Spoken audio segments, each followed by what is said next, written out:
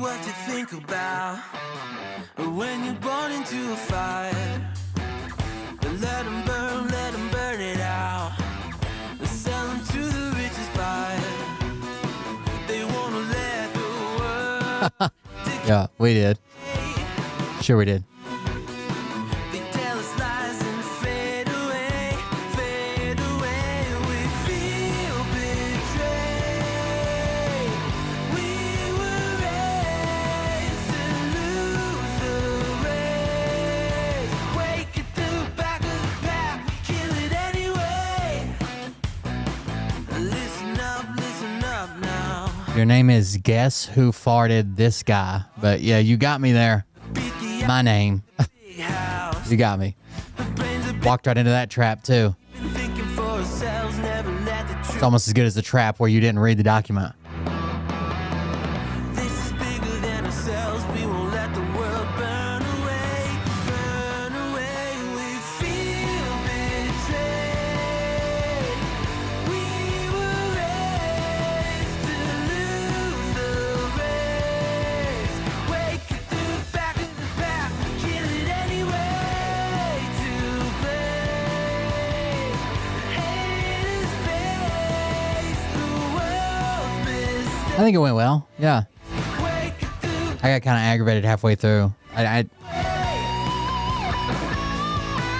never met someone who doesn't understand basic concepts, but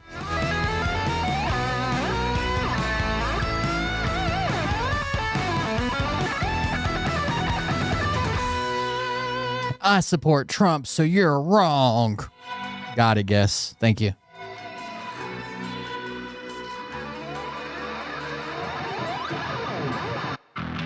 And we feel betrayed.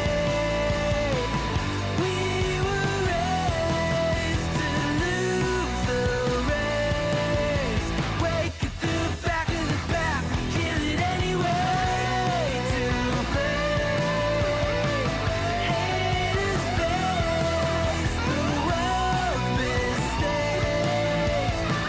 Dude, when I was trying to, we're going to go over it. When I was trying to explain that Ratcliffe was not going over his own work, and the guy's like, I understand. He's going over his own work. What is wrong with you, dude?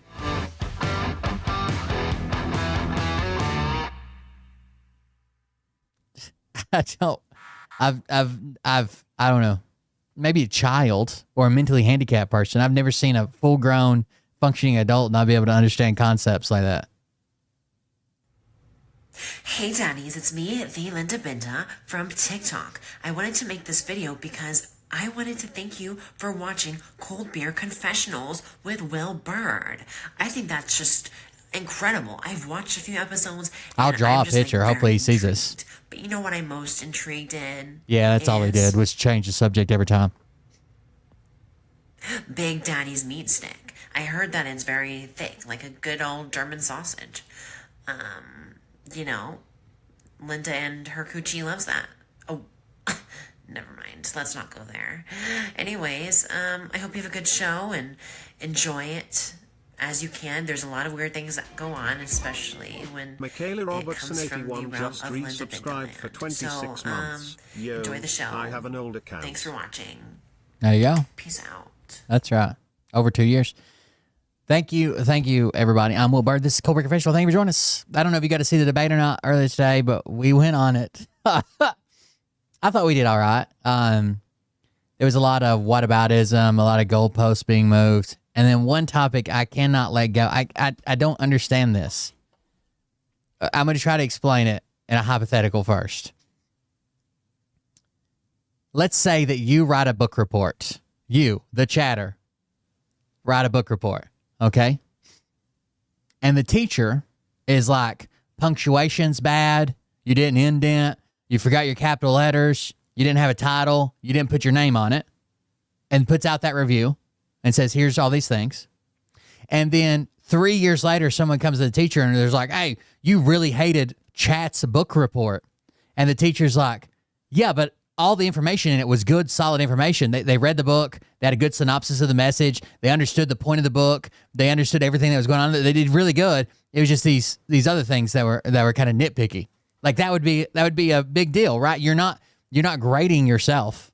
You're not saying that, patting yourself on the back or whatever the fuck he claimed. So the report was written. Let's see if we can do this. The report was written by person A, okay? And then John Ratcliffe writes this review about how some of this process wasn't followed, that he thought they overestimated some of the intelligence, and that there should have been more people involved, and that it was rushed. One of the biggest things is that it was rushed, but obviously we know it was rushed because Obama was leaving office. So he writes all these things that are bad about the report, okay? All these things that are bad, okay? And then 5 years later, he comes back, and they're like, hey, go over this report again. And he's like, yeah, all these things still bad, but the information in it is still valid. All the information concerned in it is still valid, and you can't write that off. You can't take that away. That's still valid information, including, hell, Marco Rubio. The thing's been investigated over and over and over and over again. They're treating it like it's new information. Marco Rubio was head of, where's my notes? The Senate Intelligence Committee investigation into Russian active measures campaigns and interference in the 2016 election. It was led by then Senator Marco Rubio, which is like Trump's right-hand guy now, a Florida Republican who's now Mr. Trump's Secretary of State and National Security Advisor. It reached its own conclusion, separate from anything Obama did, that Russia's motivations had included aspiring to improve Mr. Trump's chances of winning.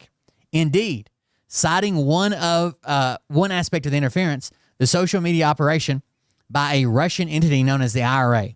The Senate report suggested that 2017 intelligence assessment judgment was, if anything, understated. So when the Senate gets a hold of it, they're like, oh, wait, actually, they probably understated how much, and here's a quote from it. However, where the intelligence community assessed that the Russian government aspired to help President-elect Trump's election chances when possible by discrediting Secretary Clinton and publicly contrasting her unfavorably to him, the committee found that IRA social media activity was overtly and almost invariably supportive of then-candidate Trump and to the detriment of Secretary Clinton's campaign. Like, I don't... The fact that he's like, oh, yeah, he's grading his own paper. He's patting himself on the back. He's talking about how good a job I did before. No, it's not what... Even the host tried to explain it to him. That's not what happened. He has valid points that he brings up, like it was rushed. There's one thing in the intelligence thing that says...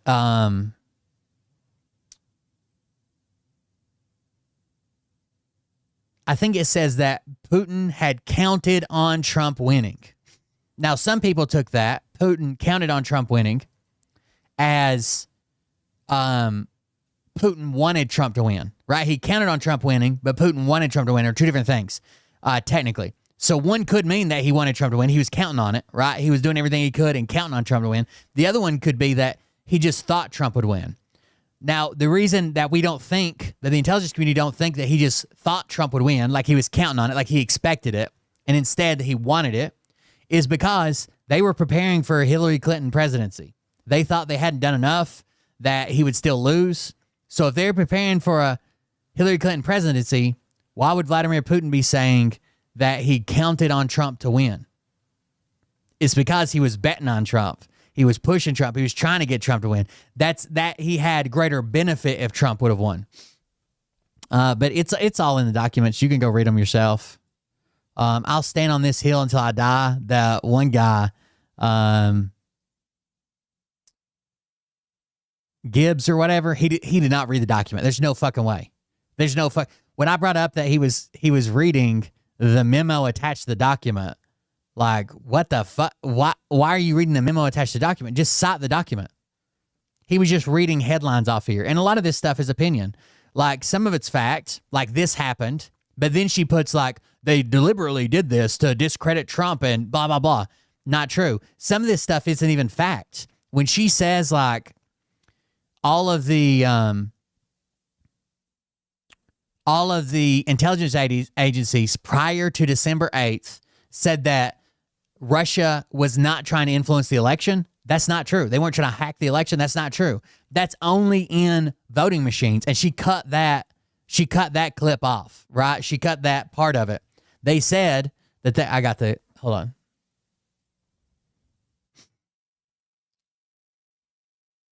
Tulsi Gabbard conflates intelligence reports pre-December 9th that claim there is no effort by Russia to hack voting machines or alter the tallies, as if the intelligence community believed there was no Russian interference at all in the 2016 election prior to this point. She takes snippets of sentences to make her case. In her press release, Gabbard wrote, in the months leading up to the November 2016 election, the intelligence community consistently assessed that Russia is probably not trying to influence the election by using cyber means. Now, that's a direct quote from her, and it stops right there. She says, the intelligence community assessed that Russia is probably not trying to influence the election by cyber means. If you include the rest of that quote, it says to manipulate computer-enabled election infrastructure. So what this full quote means is they were probably not trying to change votes. It has nothing to do with what they did on social media or the campaign they put together on social media. The whole thing was crazy. And the fact that on July 2nd, John Ratcliffe comes out with his review from the CIA. It gets no traction. It goes nowhere. He's like, Obama, whatever. It goes nowhere. Then the Epstein stuff happens, right? A lot of the Epstein stuff happens. Then Tulsi Gabbard comes out with almost the exact same information, but this time she says Obama treason, and it shuts the news network, the right-wing news networks down. It's fucking insane, but it is what it is, I guess. I think I had fun. I don't know how many of you watched it, but it was fun to watch. Or it's fun to be in, fun to yell at people. I don't think that I could ever have a conversation with the grid guy again. I don't feel like either he is purposefully misunderstanding every point, or I think I would lose my patience trying to explain points to him, one or the two. I was losing my mind. It wasn't that bad, was it? Gish Gallop. Every time it went to Gibbs, he threw out like 30 points about Hunter and the border and this, that, and the other. Would never answer. Then nobody wants to answer a question. Everybody wants to move along. I wanted the whole first half of it. I wanted to get back to the actual topic. When they went off on Iran and shit, I'm like, yeah, that's a valid point, I guess. But I want to get back to this. Couldn't get it back. It was what it was. I think I was well prepared. So we'll see. I think anytime you have somebody on a debate, though, they're going to come away and say they won, right? I saw people saying, oh, they won the debate and they killed it or whatever. I think you're just going to have that anytime, especially with as polarizing as politics are nowadays. But yeah. Anyways, I was asking you guys if you had seen Chit. Have you guys seen Chit? This character? This is a really, really funny character. I don't know how many videos they have. Oh, I guess not that many. This is a character that someone does. I guess the guy's name is Renshaw, Jay Renshaw, maybe. And it's a very, very, very funny character. We're going to watch some of the videos. Hold on, I'll show you. Whoa. Hey, Chet. Yeah. What you doing? Working. Yeah? Yeah. What you working on? The budget. Yeah. Uh-huh. Hmm. Crunching the numbers. Yeah? Chipping away. It's complicated. It is. Yeah. Did you have a question? No, I think I'm good. Okay. I'll get back to it then. Hey, what are we thinking for lunch, huh? I could do Subway.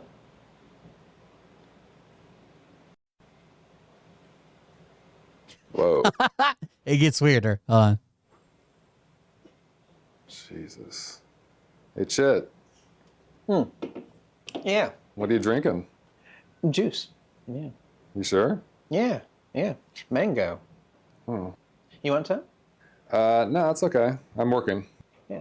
I got some at 7-Eleven because they were out of Dr. Pepper. Yeah.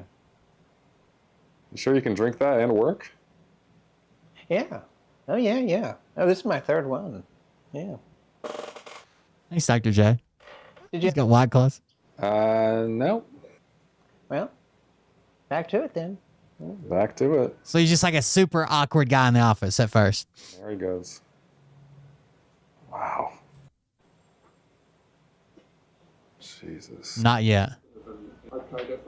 Oh, and then the one guy on the debate just screamed Antifa at one point. I don't even know what that point was.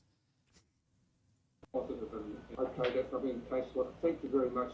A really comprehensive update and His socks say I'm farting right now. recovered from the shock and Jesus. I say thank you. Thank you. Positive and okay, that's not been the case. Well, thank you very much. This guy's out. Oh my God. Chet. It's a whole series that they even somebody, one of the famous phrases from it that's come out of it is called "Do It, Lady," and they even referenced it on mainstream media, and like a wrestler said it, and it popped up on the news. Like this is pretty fucking viral right now. Yeah. You're Yeah. snoozing, bud. Yeah. Yeah, I was. Yeah. Yeah. I was doing something. Yeah, you were onboarding the new intern? Yeah. Yeah. Here's a welcome packet. Give me a call if you have any questions. Yeah. Well, I'm tired. I was up until 10 watching Chicago Med. Oh. Yeah. You watch that show? I haven't seen it yet. Oh, do you? Oh, you should. Oh, it's good. Yeah. Gets my heart racing. Well, I'm going to watch it. Yeah, do that. Well, back to it then. He's so awkward. Shit! He's back asleep. Yeah. Dude.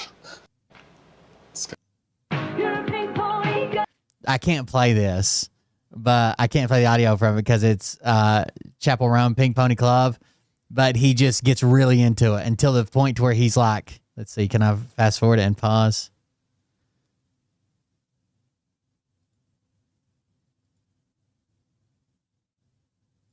They're like, you're not, he shows up like this. They're like, you're not going to get really into this like you did Lil Wayne, are you? He shows up like this. It's pretty funny.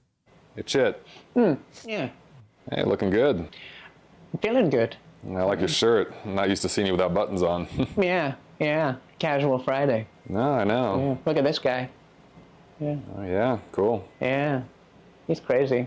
Yeah. Well, as long as you feel comfortable. I do. Yeah. Yeah. Wish we could do this more often. Yeah, but we can't. Yeah. Just a treat for Fridays. That's right. Yeah. We make the most out of it, don't we? We do. Yeah. He's not wearing any pants to Casual Friday. Hey, Chit. Yeah. Hey, looking good. Holy shit. Chit's at my gym. No way. Hey, Chit. Yeah. Kyle. Yeah. Hey, what are you doing, man? I'm working out. Yeah. Getting a little pump. Nice. Trying something new, huh? Yeah. Yeah. And someone stole my phone at Men's Warehouse, so I want to be able to defend myself. I'm sorry that happened. Yeah, me too. Yeah. It was a Motorola Edge if you see it anywhere. Keep an eye out. Yeah, thanks. Yeah. Well, back to it then. Yeah, okay. Hey, are you using this? Oh no, I can't play the music. Lil Wayne. Watch him go. That guy's actually ripped. I don't know who plays the character, but he's actually ripped. It's Lil Wayne playing in the background, by the way. He almost got fired. Dude, Chit's in trouble. He's getting his ass chewed. That's going to have to be it. Do you understand what I'm saying? Are you sure? Yeah. Uh-huh. Yeah. Dude, Chit, what happened? He had headphones in the whole time. Never have I ever gotten a tattoo. Oh, yeah. This is a good one. Wait, you have? Yeah. Yeah. Uh-huh. Oh, him too. Yeah. Really? Oh, dude, nice. Oh, shit. Yeah. Uh-huh. What is that? It's a tattoo. Oh, I know. Yeah. It's a pretty fierce tiger. Yeah. Yeah, got it in my time in Japan. On there. What were you doing in Japan? That's where my sensei was. Whoa, do you know martial arts? Yeah. Yeah. Hey, you want to show us something? Yeah. Yeah. Ooh. Ooh. Nice. Yeah. Sweet. Martial arts? What? Chit? Jesus. Uh-huh. Never have I You ever... can't tell me this isn't a good sketch comedy. Chit, what do you got going on over there? It's scalp massager. Yeah. Stops your hair from falling out. I didn't know you were going bald. No, I'm not. No. Prevention's the best medicine. Yeah. Oh. Yeah. You have to do that now? Well, I would do it later, but tonight is my Wii bowling tournament. Yeah. Wii bowling. Would you? No. No, yeah, no, that's my biggest fear.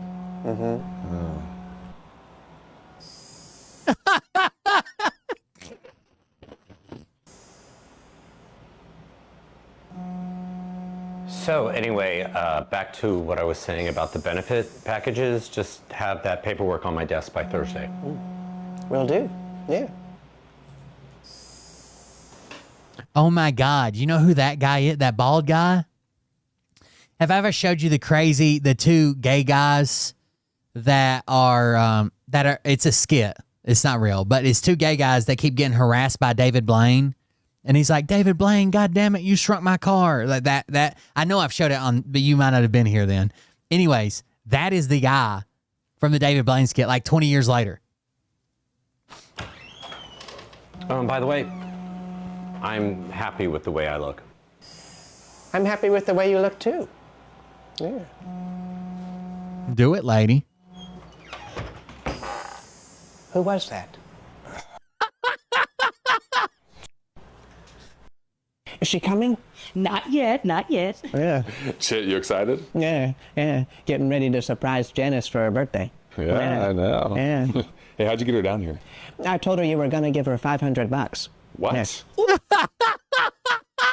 I hear some feet, little click clack, pitter patter. Oh, yeah. Oh, Linda, I didn't realize you had all that cake on you.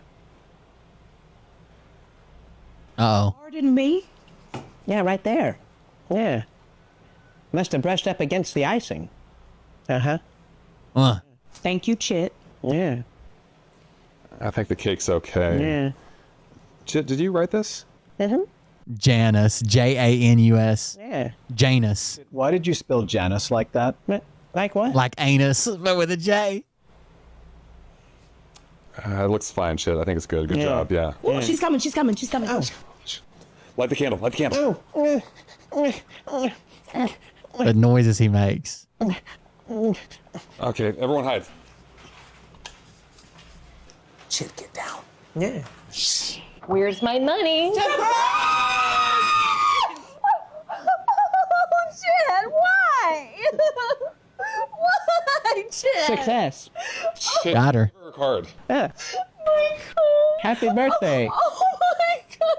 Well, thank you guys. Yeah. Got her. Okay. Oh, do it, lady. Yeah. What does that mean? Don't ask. Yeah. Do it, lady. Oh, I found your purse. oh, thank you. Oh. That's a throwback to an old skit. Yeah. Found it. Where is that one on this channel? Am I missing some videos? Or is it pinned maybe? Oh, it's this pinned one. It's these two pinned ones that we missed. Hold on. Let's do this one first. Is there a black person here? What did you just say? I said, is there a black person here? Do you have a question? Yeah. Is there a black person here? Chit, why are you asking that? This one went mega viral. Anna said there was one in here. Came to check. There's a white person here too. Well, I don't need one of those. Chit, please stop what you're doing. What's the big deal? I'm just trying to find the black person here. Well, you found her. Okay, you got her today. Okay, let me see. Let me set my sparkling down. Oh, here it is. Got it. Is there a black purse in here? Yeah. Success. Thank you, Chit. Black person here. Chit, what was that? That went mega viral. And then this one. The peacock is Rosie O'Donnell. Yeah. Chit, for the last time, I do not watch The Masked Singer. He's always telling this black lady about who he thinks the peacock is on The Masked Singer. And she keeps telling him repeatedly, like, I don't watch that. Well, you should. Yeah. Hey, guys, we're supposed to be planning a Janet Like in like 5 episodes, he's telling her about The Masked Singer. surprise party. I bought the card. Oh, yeah. Hey, Chit, did you sign that yet? Yeah. Great. Right here. Yeah. Perfect. What? Do it, lady. Do it, lady? Yeah. Pretty good, right? I don't know. What does it mean? And now everybody's saying this. People are saying it to their kids. It's on the fucking national news. It's on WWE. It's on YouTube. Everybody's saying, do it, lady. Do it, lady. You know? No, I don't know. I think it's supposed to be like, get it, girl, or something, but he's just saying, he just made up a new one. Do it, lady. On your birthday. Do what? All of it. At once. Yeah. All the time. Or whenever you want. Hey, Chit, I don't think that's a saying. You know, oh, Peter. Yes? Do it, lady. What? Do it, lady. Is this because I'm gay? No, it's not. It's not. It's not a saying, Chit. It is catchy. What? Do it, lady. Linda. Yeah. Do it, lady. Mm-hmm. Yeah. Do it, lady. Do it, lady. Oh, Do it, no. lady. Yeah. Peter, you say it. Do it, lady. Oh my god. Do it, lady. Yeah. Do it, lady. Yeah. Oh my god. Yeah. Are you Yeah, yeah, yeah, Yeah. yeah. Yeah. That's his white claws. So that's the two we missed about the purse. That would have gave more context for the next one. They're so good. They're so fucking good.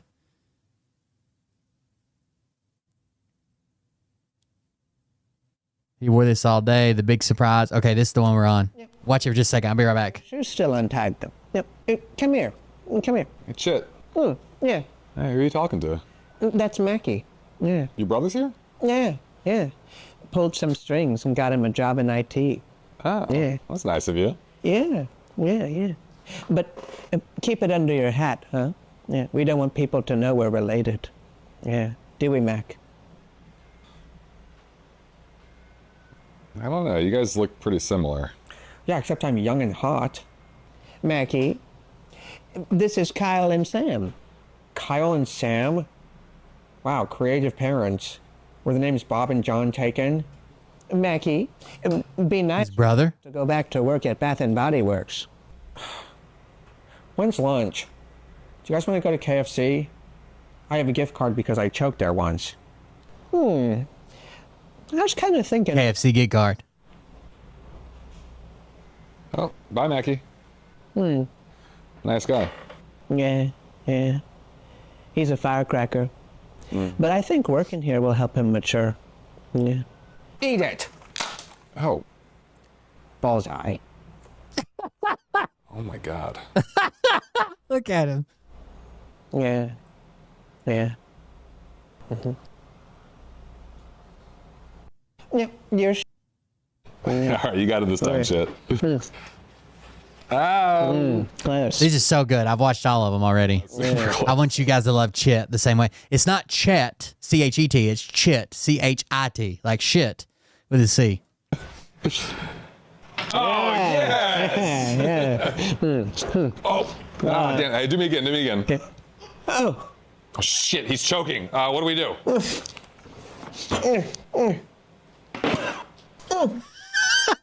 What if his walk and he caught it? God. What? Almond. Yeah, I know. Yeah. Yeah, gotta be careful. Dude, I'm sorry. I don't know. Yeah. Well, back to it then. Yeah, I guess. No, Chit, don't. Oh. He ate it. He's doing Wordle. Every time the boss comes in, he's working on the budget and he's always doing something different. All right, so this is probably one of the one I like the most. This is a flashback to how it all got started 15 years ago. Chitlin? No. Oh, I can't play it. I can't play the music, can I? Let me mute the music for you. He has to turn it off pretty quick. All right, so it's off. Calendar today that this is your 15th year anniversary of working here. Oh. And I wanted to say thank you very much for that. Yeah. So- You're welcome, Peter. Yeah. It's like Chit is like this diabolical person and completely innocent at the same time. It's a really good character. Thank you. Oh, yeah. You're welcome. Thanks. Mm-hmm. See ya. Like if it was revealed that he was like an evil mastermind and had them all trapped there against their will or something, I'd be like, oh yeah, I can see that. And if it was revealed that he's just the most innocent person in the world, I'd be like, oh yeah, I see that too. Congrats. Yeah, thanks. Yeah, time flies, huh? Yeah, 15 years. God, I can't even remember the first day I worked here. Oh, I do. You do? Yeah, best day of my life. Because you met me? Yeah. Either that or the day I met Antonio Banderas. You met Antonio Banderas? Yeah. I rear-ended him. Oh, my God. You know, he was Puss in Boots. Yeah. He was also Zorro. I guess. No, he definitely was Zorro. He was. Yeah. Yeah. Meeting you was better. Yeah. Remember? I gotta stop the music, but here we go. It's a flashback. And he says, Chit, turn that off. That's how it always starts. Look at young Chit. Okay, so this is you. Okay. Great. Thanks. Everybody, this is our new employee, Kyle. Kyle, this is Sam. A lot of people thought some of it was real when it first started coming out, obviously. Chit. Yeah, welcome to the Lion's Den. Thanks. Chit, what are you working on right now? The budget. Yeah, The budget. crunching the numbers. It's a Lil Wayne video. Lollipop. Crunching the numbers. Leave you to it. Thanks, everybody. Thanks. Seems like a pretty chill office. Jesus! Congrats on getting hired, Kyle. Thanks. Yeah. Sam, you were supposed to use your popper. I forgot. Thinking about cutting my hair. What? Oh, just gonna change the conversation, huh? Yeah. You mean right now? Yeah. No time like the present. It's getting in my eyes. Okay, just be careful. Oh, God! Oh my God, shit. It looks... And that's what he looks like to this day. I like it. Yeah. Yeah. Which is time fade. There he is. Yeah. Crazy day, right? Yeah. It's nice that things have settled down a little bit, huh? Yeah. Oh, Jesus! Yeah, thanks, Chet. Yeah. Yeah. Oh, and just so... The boss hates him. Yeah. Yeah. They're so good. But now I'm... Somebody came in here when the chat first opened and tell me that I embarrassed myself and that my new name was Broke Joke Confessional with TDS.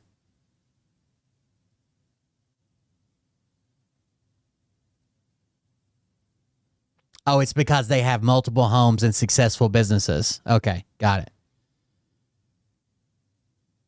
Thanks for the update. I'm pretty sure that the peacock is actually Shakira. There it is. There is the Masked Singer reference. Chit, once again, I have no plans to watch The Masked Singer. We should make those plans. But it's cold in here. Yeah, my AC's really pumping. Yeah, yeah. I'm gonna go get my jacket. Yeah, okay. Yeah. See you in a bit. Yeah, yeah. Sam, I never hear from you. How you doing? Well, that's better. What? Is that Gucci? Yeah, yeah. Little holdover from my modeling days. You were a model? Yeah, yeah. Yeah, I got scouted in the rotunda of the Mall of America. Model for who? You name it. Yeah, Gucci, Calvin Klein, Jergens. Jergens? Yeah, all the big dogs. Yeah. Yeah, but I had to get out. Yeah, saw the dark side. Not for the weak. Too bad we'll never see that. This is a spec shoot that I did for Guess. What? Yeah. Yeah. Damn, Chit. Here's another one. Yeah. Over the shoulder. Yeah. Okay. Do it, lady. Yeah, do it, lady. Yeah. Yeah, this one's my favorite. Oh. God. Yeah. Chit, yeah. you had a Damn it, Chit. that was supposed to start 15 minutes ago. Peter, look at this. Who is that? It's Chit. Peter gets turned on. No. Yeah. Gucci and Jergens.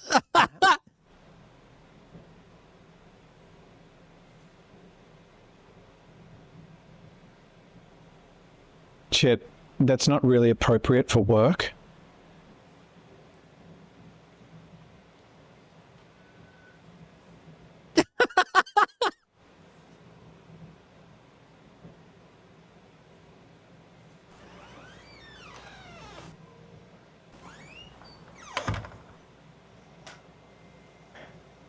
Yeah. Yeah. Yeah. Pretty sure. Yeah. Yeah. Yeah. Yeah. All right, I'll move on to something else. Yeah. Hey, Chet. Yeah. Who are you talking to? No one. I was recording my outgoing message. Yeah. Feeling productive today. Oh, yeah? Checking things off the list. Like what? Well, made some headway on the budget. Oh, still plugging away, huh? Yeah, crunch some numbers. Yeah, finished my book. Yeah. Have you read that one yet? Yeah. Feel like giving myself a little reward. You should. Yeah. You guys mind if I light up in here? I don't know if... Well, no, that's okay. That's okay. I'll go outside. Yeah. Okay. I should light up. It's a habit I got from my dad. Can't quit. Yeah, well, you should try to. Yeah. I know it's bad, but it's the only thing that got me through studying for the bar. The bar? Bar? No. But you gotta try. Well, back in 5. Okay. Dude, I didn't know Chit smokes. I gotta check this out. Oh. Hey. Hey, Chit. He's gonna light up a sparkler. Couldn't resist, huh? No, I thought... Never mind. Yeah, you want to light one up? You know what? Yeah, sure. Give me one. Yeah. What? Oh. Got me through the bar. I got this habit from my dad. Did you like, Kyle? Yeah. Happy 4th of July, Chit. Yeah. Yeah. Yeah. Yeah. Yeah. I want you guys to love Chit as much as I love Chit, but we'll drop it for now. I can see chat's dying off. I saw this, and this is maybe the greatest clickbait in the world, but either way, we're going to watch it. Because the title of it is "My Cameraman Murdered His Entire Family, Triple Murder." And it's a YouTuber. Like, what the fuck is this? Welcome to a different video. Oh, by the way, yes, this is my brand new hat. Thanks for noticing. It was $8 because it doesn't have the logo on it instead of $30, but it's the exact same hat. It's a Richardson 112. And it's now my go-to hat. I think I'm going to buy another one. One for work, one for play. I feel like I say that a lot now. You may be familiar with my Grave Stories series where I cover dark and spooky things, true crime, ghost stuff. I was a former gravedigger. I kind of fascinated with spooky, scary stories. Do it, lady. I don't even know if I can categorize this as that. This is a very sad, dark story. And it's different this time because this time it involves someone I knew and someone I worked with. I don't even know how I'm going to get into this, but I guess here we go. This is the story of a man I knew who murdered his family.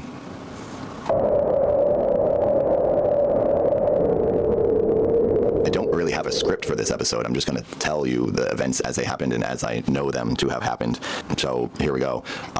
Sam Haskell was a man that I worked with over the years. You've seen the videos I've done with him, my Stupid Idiot series where I was at the school as a gym teacher, my Skittles commercial where I was a spokesperson for Skittles. He's actually in my Keith Apicary Ninja Turtles music video.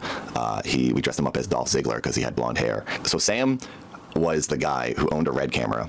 When I made stuff with Maker Studios, I had a producer, and Maker Studios had like DPs and just like this whole crew of everyone that would film videos for YouTubers, and I was one of those YouTubers. And Sam was the guy who owned the camera and would rent it to the team of people to film these videos, and he always came with the camera. He was a DP, but he never really filmed the videos. There's always another DP that filmed it. Sam would just get like paid for the camera. He didn't even have to be there, but he always was there. Especially on my shoots. He was a fan of mine. He used to talk to me all the time. He loved video games. He liked Keith Apicary. So he'd always be around. So I knew him basically as like the camera guy. He was a unique guy. He was a little different. For example, there was a time where my friend Paul and I, who directed a lot of the videos I did, Paul and I went to his house to pick up footage from a video we shot. We went there to his house, and the house was like really big. It was like a mansion basically, and the room we went into was just completely empty, like this big mansion with no furniture in it besides one desk with a computer and his Red plugged into it where he dumped the footage and he would process the Red camera footage. And there was like nothing else in the room, and Paul and I were like, what the heck, this is so strange. He grew up in the entertainment industry. His dad was a really big agent, and that's what we assumed that's where the money came from for the house and how he got his Red camera. Red cameras are stupid expensive. Like fucking 10,000 to like 50,000, like 200,000. Like Red cameras. Some YouTubers use them, but it's after they've made their channel gigantic. Like Linus Tech Tips uses them, but like his channel's gigantic. You know what I mean? He's got, I don't know, 40 employees working for him year round. One interesting story I have about Sam was a time he asked me to come and be in a short. A DP is not double penetration. It is director photography. film. It was either a short film or like they were filming a TV pilot and they wanted to show it to a network, so they're shooting an episode. I went to this location in Tarzana where Sam was filming this like project for these two people. It was a guy and a girl. They had written it and they were directing it, and they just needed me to do like a small part where I was wearing like a bunch of casts. Sam wanted to elaborate on my part because he was like a fan of mine. He's like, no, dude, this is too small of a part for you. You need to do something bigger in this. And then I remember the people walking away because he had a conversation with them that I couldn't really hear. And they walked inside, and then he said to me, I just told them I'm not. Well, legend, if you spend a lot of time on the hub, you might be confused, okay? Just like when I switch over from Pornhub to Facebook and I'm looking through Facebook Marketplace, BBC does not mean the same thing in a car ad as it does on Pornhub. Filming the rest of their thing unless they give you like some more lines and stuff. And then they went inside to be like, what the heck do we do? This cameraman's hijacking our project. And I was like, oh my God, dude. But eventually I went inside and they got the shot they needed of a guy laying in a bed. And they just need a shot of me like laying in a bed like this with a bunch of casts on. And that was pretty much all they needed.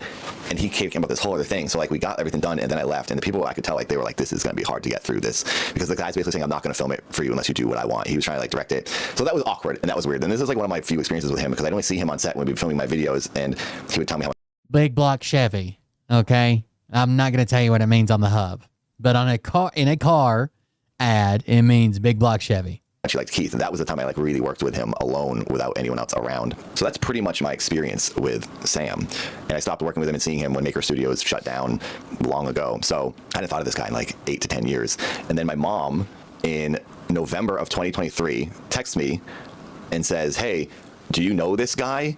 And it was like some news link of like NBC News or whatever, something from Boston. My mom was in Massachusetts and she's watching the news. And she asked me if I knew there's a story about some guy in Los Angeles and some crime happened. And that's what I see as I'm filming a short film. And I was like reading it as I was like on this set. I was like, Mom, why would you assume I'm just going to know some random person in a news article in Los Angeles? And then you did. It says Sam Haskell. And I was like, oh my God, I do know this person. I texted my mom. I was like, yeah, I do know this person. This is so bizarre. And it's saying how Sam, allegedly at this point, murdered his wife and then her mother and her father, so his in-laws, in Tarzana, which is here in LA, and then chopped them up and put them in bags, and then had I knew you would know, Dr. J. laborers come to the house to take the bags and throw them away in dumpsters. These day laborers, the workers that we tracked down today, say on Tuesday afternoon, they were paid $500 to collect some trash bags from the home of the man who's now in jail and accused of murder. The man told the workers they were full of rocks. The workers say when they picked them up, it felt like there was meat inside. These day laborers told us a chilling story. Surely Tarzana isn't named after, like, the Tarzan movie, right?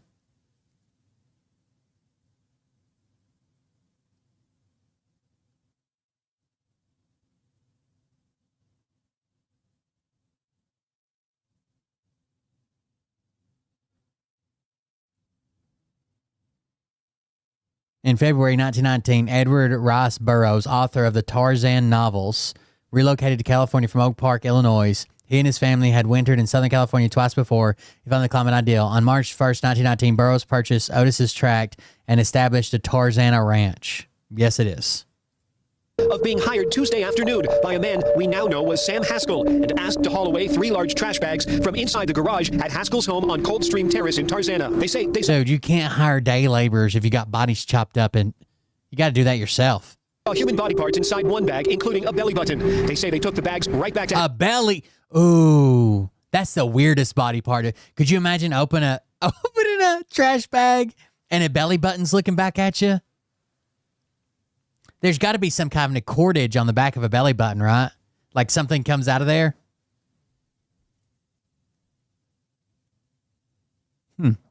Haskell left them on the driveway, returned his money, and drove immediately to the police. Haskell was arrested Wednesday after the dismembered torso of a woman was found in what police say was one of those trash bags in a bin in a parking lot in Encino. Police then searched Haskell's home, and law enforcement sources have told the I-Team they found a lot of blood and evidence inside that suggests the home was the scene of a murder. That would be so creepy to know that you worked with this guy. What if he'd have lost it at some other time? He's being held in lieu of $2 million bail on suspicion of murder. No criminal charges have been filed yet, but he's expected to make an initial court appearance Monday morning. I imagine this is how I'll go down, just so everybody's clear. They went to a police station. And you can say, I used to sit in that dude's chat. Glad I never gave him my phone number. Also happened, and the cops said, we can't do anything. You have to go to another police department. The guys were shocked. And then they go to another police department, which was the highway patrol, I think. And they said, we can't do anything for you. You have to call 911. It's like, what the heck? You're reporting a murder? And the cops are just like, yeah, go somewhere else. This is insane to me. So then finally, the guys called 911. And these guys were freaking out too because they thought this guy, now he's seen them, he's going to come for them, he's going to try to kill them. So these guys call 911, they report it, And eventually the cops come out to the house, and I think by this point Sam had then taken the bags himself and dumped them in a dumpster. Oh God, they got security cam footage of him. Yep, that's a body. You're even carrying it like a body.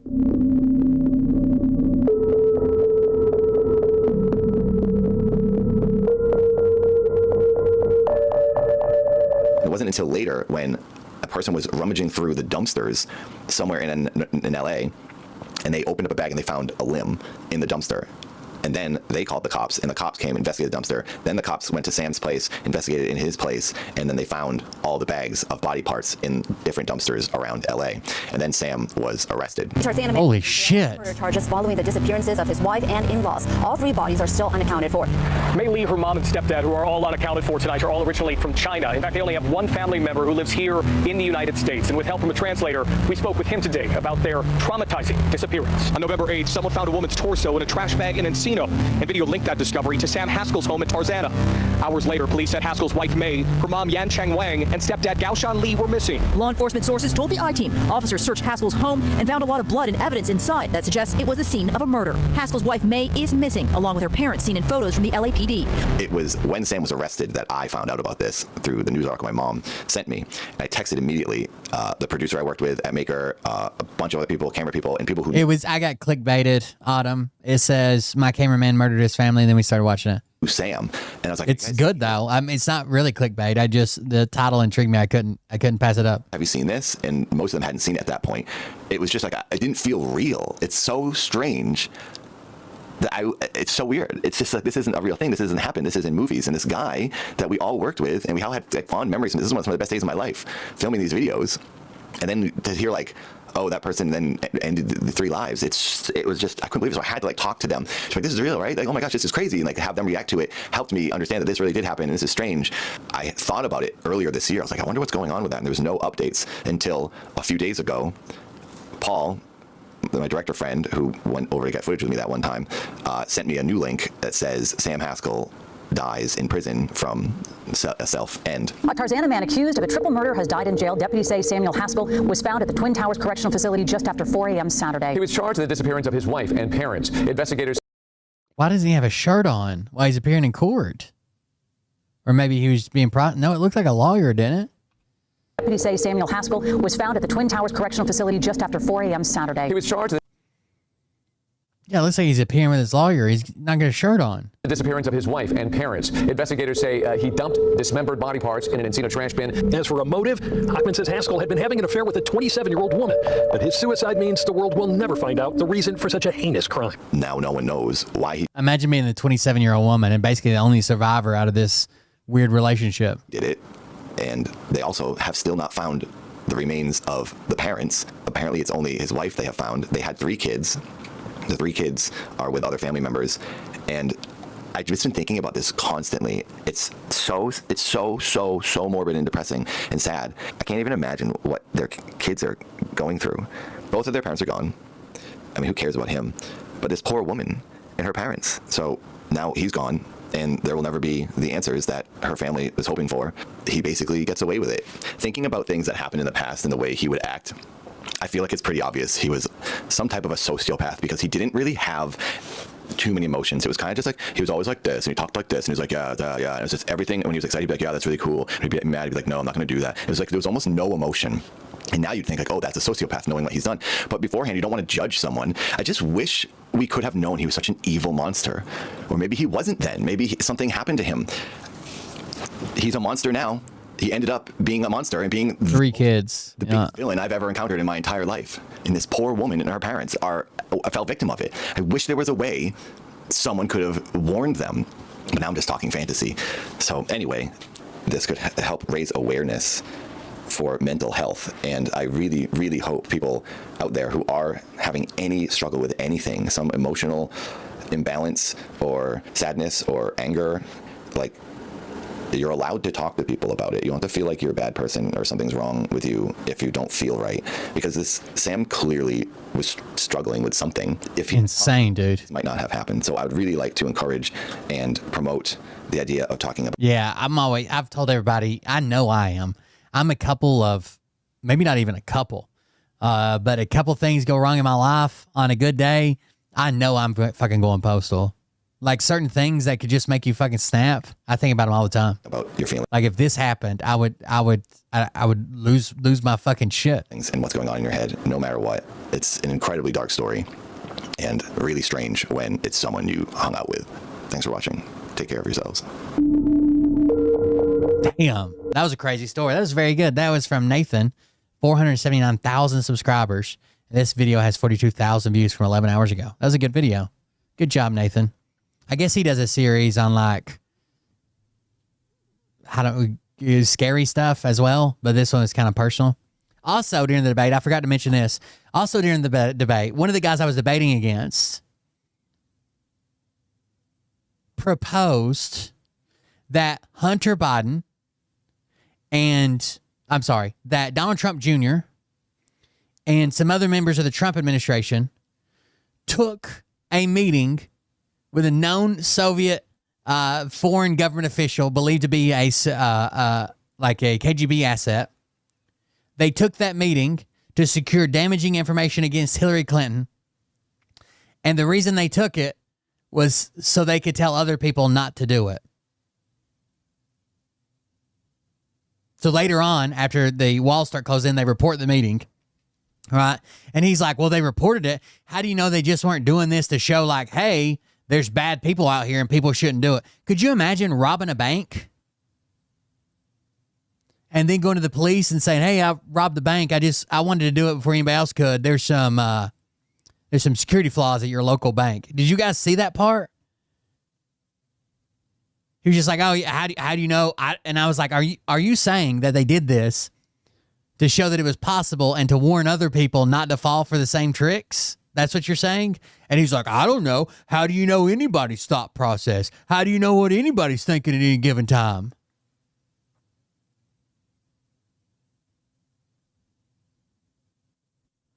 So you're saying he reviewed his own review and patted himself on the back? Of course he did. That's not what I'm saying. It is really important to celebrate when anybody, and I'm not a fan of the South Park guys, but in large part because of their Iraq war stuff, I have a long... I do know, I don't know about the Gibbs guy, but I do know that other guy claims he's a millionaire. He donated like $300 to a streamer today when he was on because someone donated $100 to kick him off. And he donated $300 to stay on the stream, and he claims he's a millionaire. Grid Motorsports was his name, right? I meant to ask him what motorsports is he involved in, like racing, or does he like fucking sell like side-by-sides and four-wheelers at a bunch of dealerships or something? Memory, but nevertheless, we should celebrate when they do anything that is perceived as being disrespectful to this administration. It's about Temple. $1.5 billion deal with Paramount 2 days ago, and then they release an episode of South Park that craps all over Donald Trump, that has Donald Trump literally in bed with the devil. And the devil's mad because he wants to know what's going on with this whole Epstein stuff. And Trump's like, don't relax about it. And the whole story is about how South Park is being threatened by the Trump administration. They need to show fealty to him. So they make we're not going to play it because Paramount is very, coincidentally, very uptight about their copyright. But the South Park people, one of the things that they've developed is a deep fake technology. Let's play I think it's funny that South Park did it and basically called out Paramount while doing it.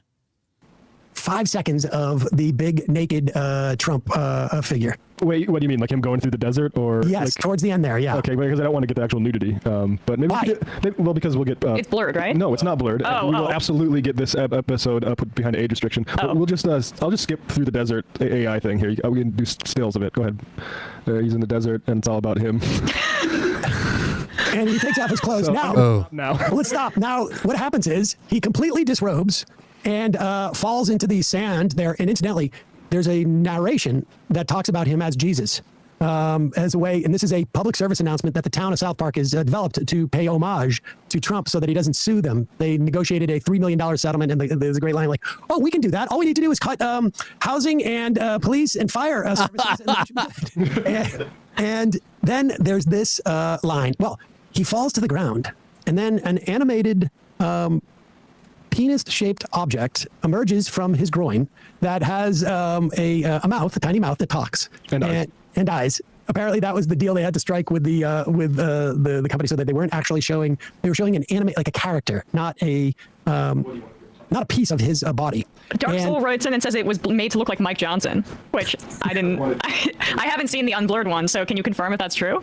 It's hard to see because I've only watched it on my phone. But this is the audio that they write about Donald Trump, and I just saw it. That's not true. It looks like what it is anyway. And here is the last line of it, which I love because I rarely play stuff like this for Saul, but I thought this is appropriate. And he's been repeating this line for the past 24 hours. I'm Donald J. Trump, and I endorse this message. Trump, his penis is teeny tiny, but his love for us is large. There you go. His penis is teeny tiny, but his love for us is large. But the best thing about this is that it is.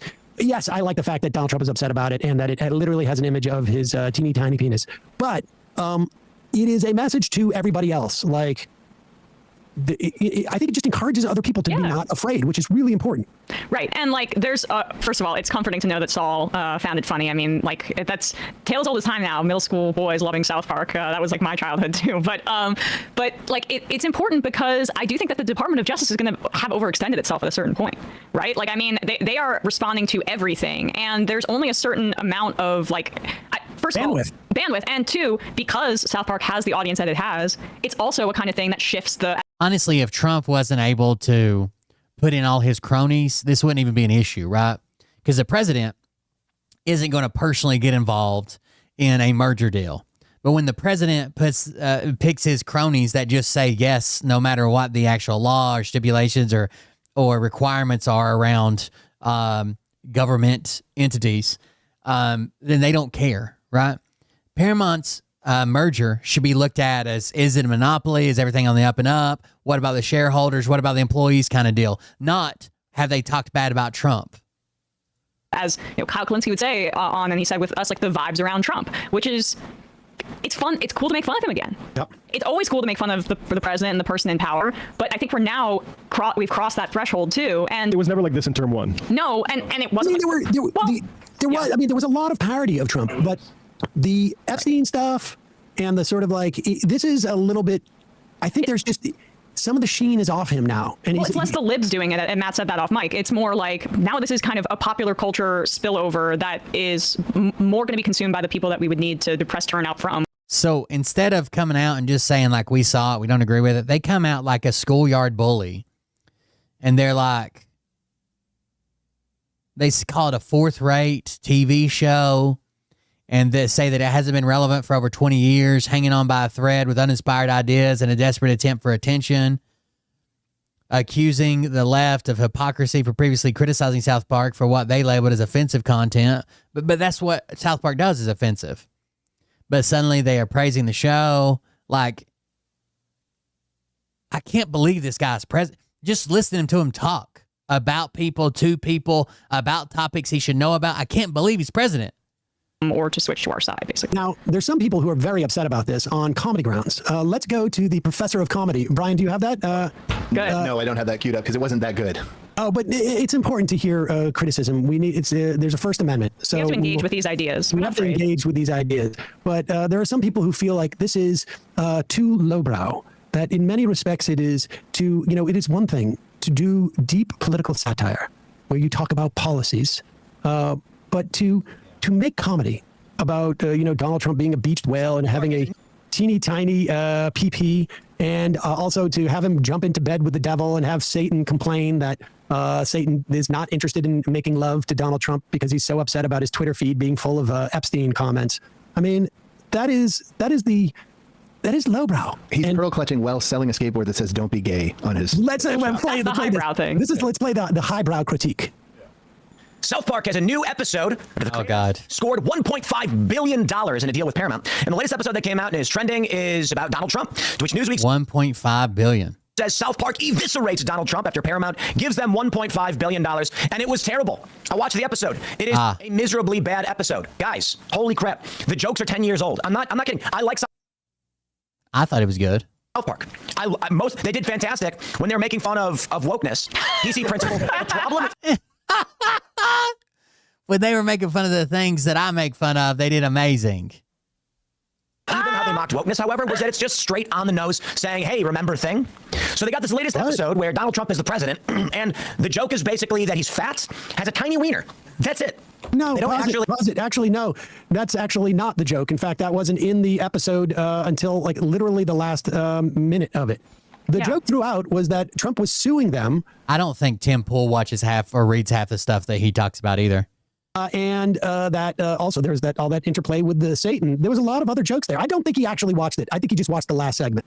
And also, he is not, even if he had watched it, prepared to actually comment on the substance. This is sort of a requisite claim that he's making so he can engage with the topic. And Wicked Observer says, yes, South Park is signaling the emperor has no clothes, that he thinks he's Jesus, but in turn what happens is he's just naked, and he's driven by his deep, deep insecurity that is, I guess, illustrated by his tiny talking penis cut. Principle. The problem with even how they mocked wokeness, however, was that it's just straight on the nose saying, hey, remember thing? So they got this latest episode where Donald Trump is the president, and the joke is basically that he's fat, has a tiny wiener. That's it. They don't actually get into anything. I gotta be honest, guys. If you've been following South Park, he did not watch the thing. And look, I'm not a South Park fan. People know a long time. I'm not a huge animation fan, despite the fact that I work in that industry. Oh yeah, I don't know if you guys know this. He's on Bob's Burgers. The joke, the whole episode was rather specific and about Donald Trump leveraging his power and intimidating people. This Canadian tariff. You hate toilet paper? A bit. No, I mean, diplomacy and stuff. Tim Pool's like, I expected highbrow comedy from the makers of Towley. Give me a break. Also, they provide it. He says that they didn't get into, and then he bites his tongue because he can't list things that they would make fun of, because then he would be admitting that there's something to be made. Yeah. This is Tim Pool really trying to clean up on aisle 9. This is what's going on here. This show's been on my whole life. It's kind of weird. They had that episode where Stan, one of the characters' parents, are going to get divorced. And it was, I guess it was like a facsimile of the debate between Matt and Trey over whether they wanted to continue doing South Park. And it was very obvious they did not. But it's a strong IP that makes money. So they decided to keep doing it anyway. And that's just, it feels like the horse is dead. It's beaten to death. And now you're just dragging it down the road. So they came back with these specials. Some of them were really weird. Like a decade after Occupy Wall Street, they did an Occupy Wall Street episode. It was like, guys, are you out of ideas? And now they're doing this. And let me tell you, guys, Donald Trump is Saddam Hussein. Not funny. They're not playing at Trump. This is what the left does, okay? And I think he's the left. It's They're the left because I don't know if you could include Matt and Trey as in like the left. Yeah, probably not. They're going to fall in the default liberal position. Meaning, yeah, wokeness is an easy target, and they decided to go after it. Some of it was really good. Some of it was a little too. Wait, that's the default. That's liberal the default position. Is that wokeness is bad? Does he even spend 5 minutes before even thinking about this stuff? Talk about out of ideas. Exactly. That's what I'm saying. Wasn't he saying look, I don't know if I want to do this anymore? Like you're the one who has hit the wall, Tim. On the nose, right? But it's like, okay, at least there's institutions coming out against it. The problem with this, my friends. I am Antifa. Trey, please hear me. That's true. I want you to make fun of Donald Trump. They're not. But you have to make fun of Donald Trump in a way that actually makes fun of him. How? So here's what I think. CBS nukes Colbert. They were losing $40 to $50 million per year on this. Why would they have Colbert up and running at a loss of $40 million a year? Well, I think it was political. You're basically saying we want to pay for messaging. If you were a political elite, let me phrase it like this. If you're rich, what do you want for? When you've got, let's just do some math, right? Let me actually, let's say you have. Boring. I think late night is failing. All late night across the board is probably failing because of people moving to their phones and to streaming services and YouTube and content like made on TikTok, where it's made by creators that use the app. But late night is also a staple of the entertainment industry. I think they didn't want to get rid of it because of that, right? So he's trying to shove this into a hole. Like, how can he he's got to do a South Park video. How can he do it without embracing the critique of Trump? And then this is what he comes up with. He has a washed up rock star as one of his family or one of his sort of regular co-hosts, but all of his responses to this sort of stuff, and whether it was the trans singer who he said turned trans to re-extend their punk rock career, he says their career has peaked and that's why they're doing all this stuff, as opposed to any type of sincerity or maybe South Park guys feel an obligation. By the way, that claim this is Late Night with Stephen Colbert employed around 200 people and recorded annual losses of around $40 million according to a person familiar with the matter who declined to be named, speaking about non-public matters. Now, if that was someone that didn't want to be named and didn't want to be identified, speaking about non-public matters, then Trump supporters would never believe it. But because of Stephen Colbert, they're like, look, this is data right here. Given like that they have a giant deal to and a reputation to speak out against this, it's because they're woke now.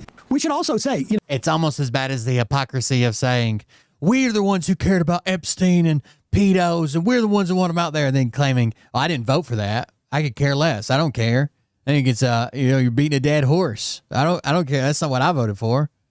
Like in the show, there is Cartman and the other main character. I can't remember their names. They're like ending by committing suicide or attempting to. And I do think that they felt like what they were doing at least has an opportunity to end what they're doing. Well, I mean, they've been doing it for a while. It would make sense if they're like, okay, we have this major deal.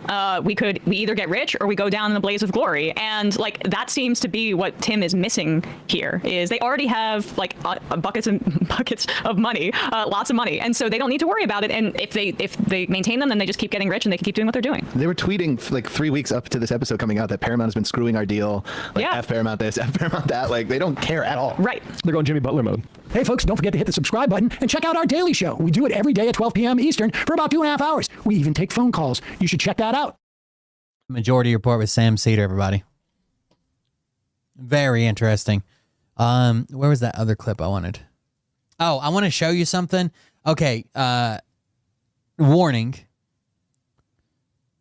This video seems extremely racist overall. Okay?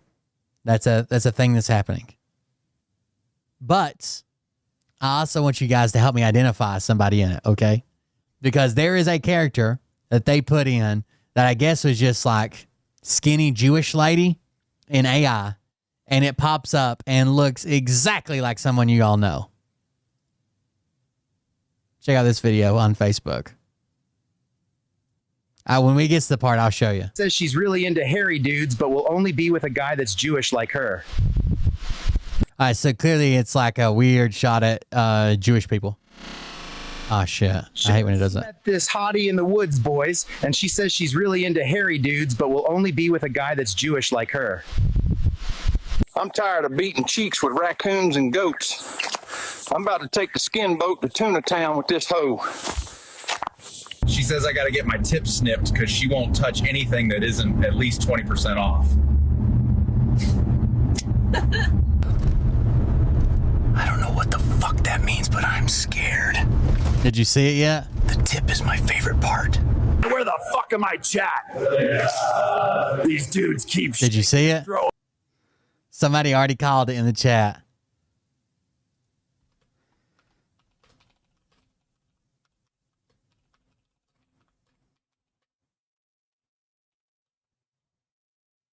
Did you see that? How is that not her?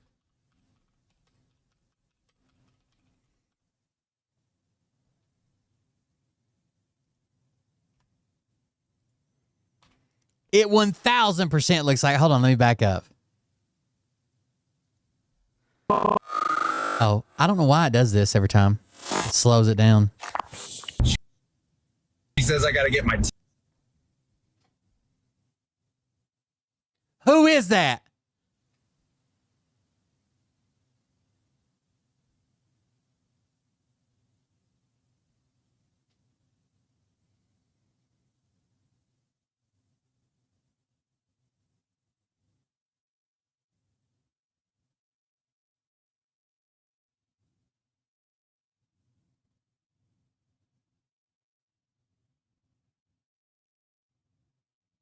It looks just like her.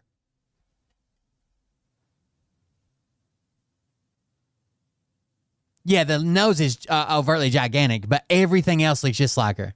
Tip snipped because she won't touch anything that isn't at least 20% off. It looks more like her when she turns, dude.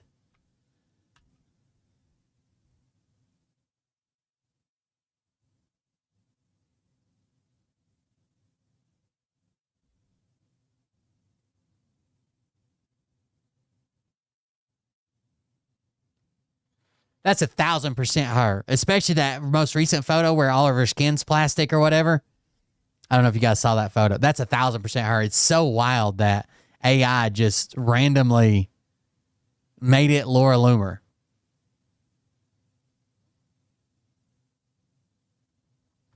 Crazy, dude. I saw that today, and it was just playing in the background. I'm like, oh, some racist shit. And then this popped up, and I'm like, what the fuck? Did they type in Laura Loomer, but with a bigger nose?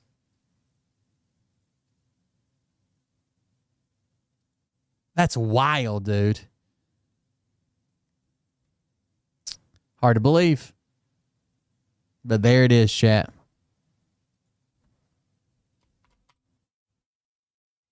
All right, Joe Rogan is not letting up on the Trump administration after they very brazenly covered up the Epstein client list in front of all of us. In fact, Joe Rogan seems uniquely bothered because only a few months back he had FBI Director Kash Patel on his podcast, and Kash Patel looked him in the eyes and said, we don't really have any sort of client list, and Epstein actually did kill himself. There are no more questions to be asked. Well, now Rogan is responding to Kash Patel and saying he doesn't really believe it. He doesn't buy it. And I want to walk you through a few key clips. A lot of people always ask, why is this important? Who cares? It's because Joe Rogan has a massive audience, and he is indicative of where a lot of people in the country's minds are. Now, it's nuanced because Rogan is still conspiratorial. I was watching through the podcast, and he's very much so. Mainstream media. He thinks that everybody's colluding against Trump, but this is an opening. This is an in, because Joe Rogan is beginning to see the Trump administration cover up and lie about the Epstein files very blatantly, and it's an analog for how they treat every other issue. They lie about the Epstein files and cover it up. Trump lies about who pays the tariff. He lies about the big ugly bill and how much debt it's going to add. He lies about the immigration operations, and he lies to judges. It's all he does. It's how he operates. Yes, the system is corrupt and rigged, but Trump is only re-rigging it for himself, as John Ossoff said. So let's play this clip. If you appreciate the pro-democracy, the pro-truth videos. By the way, you guys let me know if this person looks like they had plastic surgery or not. Okay? I don't know. Maybe not. I'm not the expert here. Chad is. I have to call in the experts.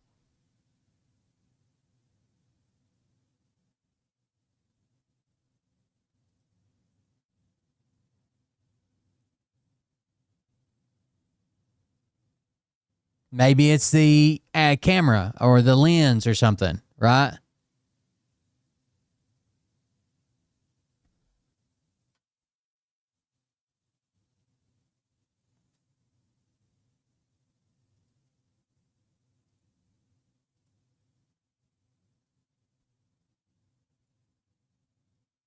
What about this one? A little bit later.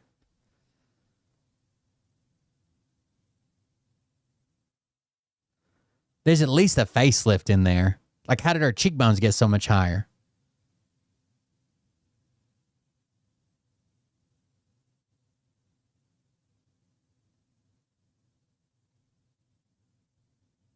Who lives in the land of plastic surgery. Okay. That's what you want to call it? That we drop, make sure you subscribe to the Atomocracy feed below. It means the world to me. We're going to do more debates with your help, so thank you all. Let's start with this clip of Rogan just a few days back. Scene stuff is so crazy because when Kash Patel was on here and he was like, there's nothing. And I was like, what are you talking about? Yeah. I didn't even know what to say. Wait, no. He said it's above my pay grade. I can't talk about that. My thought was, and people are like, why didn't you push back more? My thought was like, I'm just going to put this out there and let the internet do its work because there's nothing I can. The guy's saying there's no tapes, there's no video. That doesn't make any sense. Everyone knows it doesn't make any sense. And then he didn't know about the Michael Baden stuff, the autopsy stuff, where it showed that he had 3 broken bones in his neck, which never happens when you hang yourself. Even when you like leap from somewhere with a rope around your neck and it snaps your neck, you never have 3 broken bones. Cell. He's not launching himself off the first floor balcony. The whole thing was nuts. And then he's like, well, we have a film, we're going to release that film. And the film has a fucking minute missing from it. Like, do you think we're babies? Like, what is this? I'm not a conspiracy guy. Oh, you are today. You are today.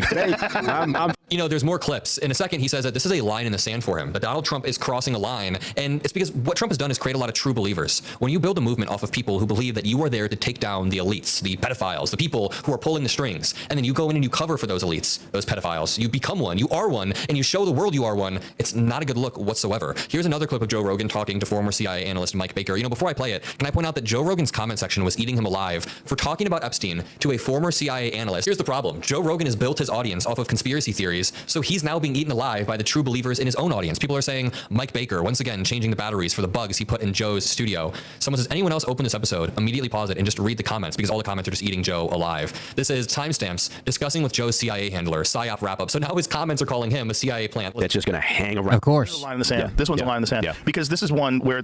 Chat. Did Epstein kill himself? There's a lot of stuff about, when we thought Trump was going to come in and a lot of things are going to be resolved. We're going to drain the swamp, going to figure everything out. And when you have this one... Well, that's the same shit he said the first time around. He didn't drain the swamp. He didn't fucking do any of that shit. Hardcore line in the sand that everybody's been talking about forever. And then they're trying to gaslight you on that. Well, you would have thought that he just called the Trump admin out for gaslighting people. Here's another clip of Joe Rogan talking about the Epstein client list. Like the people that were very hopeful for change when Trump got into office. One of the guy that supported Trump in the debate started off one of his opening statements, like his first round of debate, said that if you're going to lie about one thing, you're probably going to lie about a bunch of other things too. He supports Trump. If you lie about one thing, you're going to lie. You support Trump. You understand that, right? It's not fucking George Washington or Honest Abe. You support Donald Trump.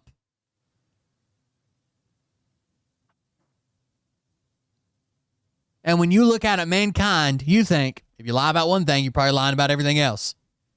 the things that everyone was promised was you're going to find out the Epstein client list, and you're going to find out who killed JFK and what the UFOs are all about. You haven't heard a fucking peep about any of that shit. Yeah. No one knows nothing. And today, they just finally said there's no client list, there's no videos. I mean, I had Cash Patel. These people, you know, Cash came on the podcast and said there's nothing that you want to see. You know, this guy, nothing you need to see. Dan Bongino, who's always like shouting from the rooftops, we're going to get to the bottom of this and find out who these people are. Everyone's saying, no, Epstein killed himself. No, nothing to see here. And it's like, okay, well, that's why people are cynical. People are cynical because you had all this hope for change, and then you realize, like, oh, the same people that are pulling the strings are still pulling. Yep, I have more clips. And people always wonder in the comments, Adam, why do you cover Joe Rogan's podcast when he's somebody who helped usher in this new MAGA era? And that's exactly why I'm covering it. He has massive reach. He pulls in tens of millions of views a month. Now, we have big reach as well. We're actually building and building and building. He's been doing... Oh, my tech background? Yeah. I think it's pretty neat. I just throw it on because if I don't, then it looks like this. It's just me in a black space because I got the green screen turned on. So I turn on this background. It takes a second. It's just like, I don't know, moving lines, and I got a couple filters on it, make it look like water and make it look like other things, but it's a pretty cool background, I think. I was like a ninja. There he is.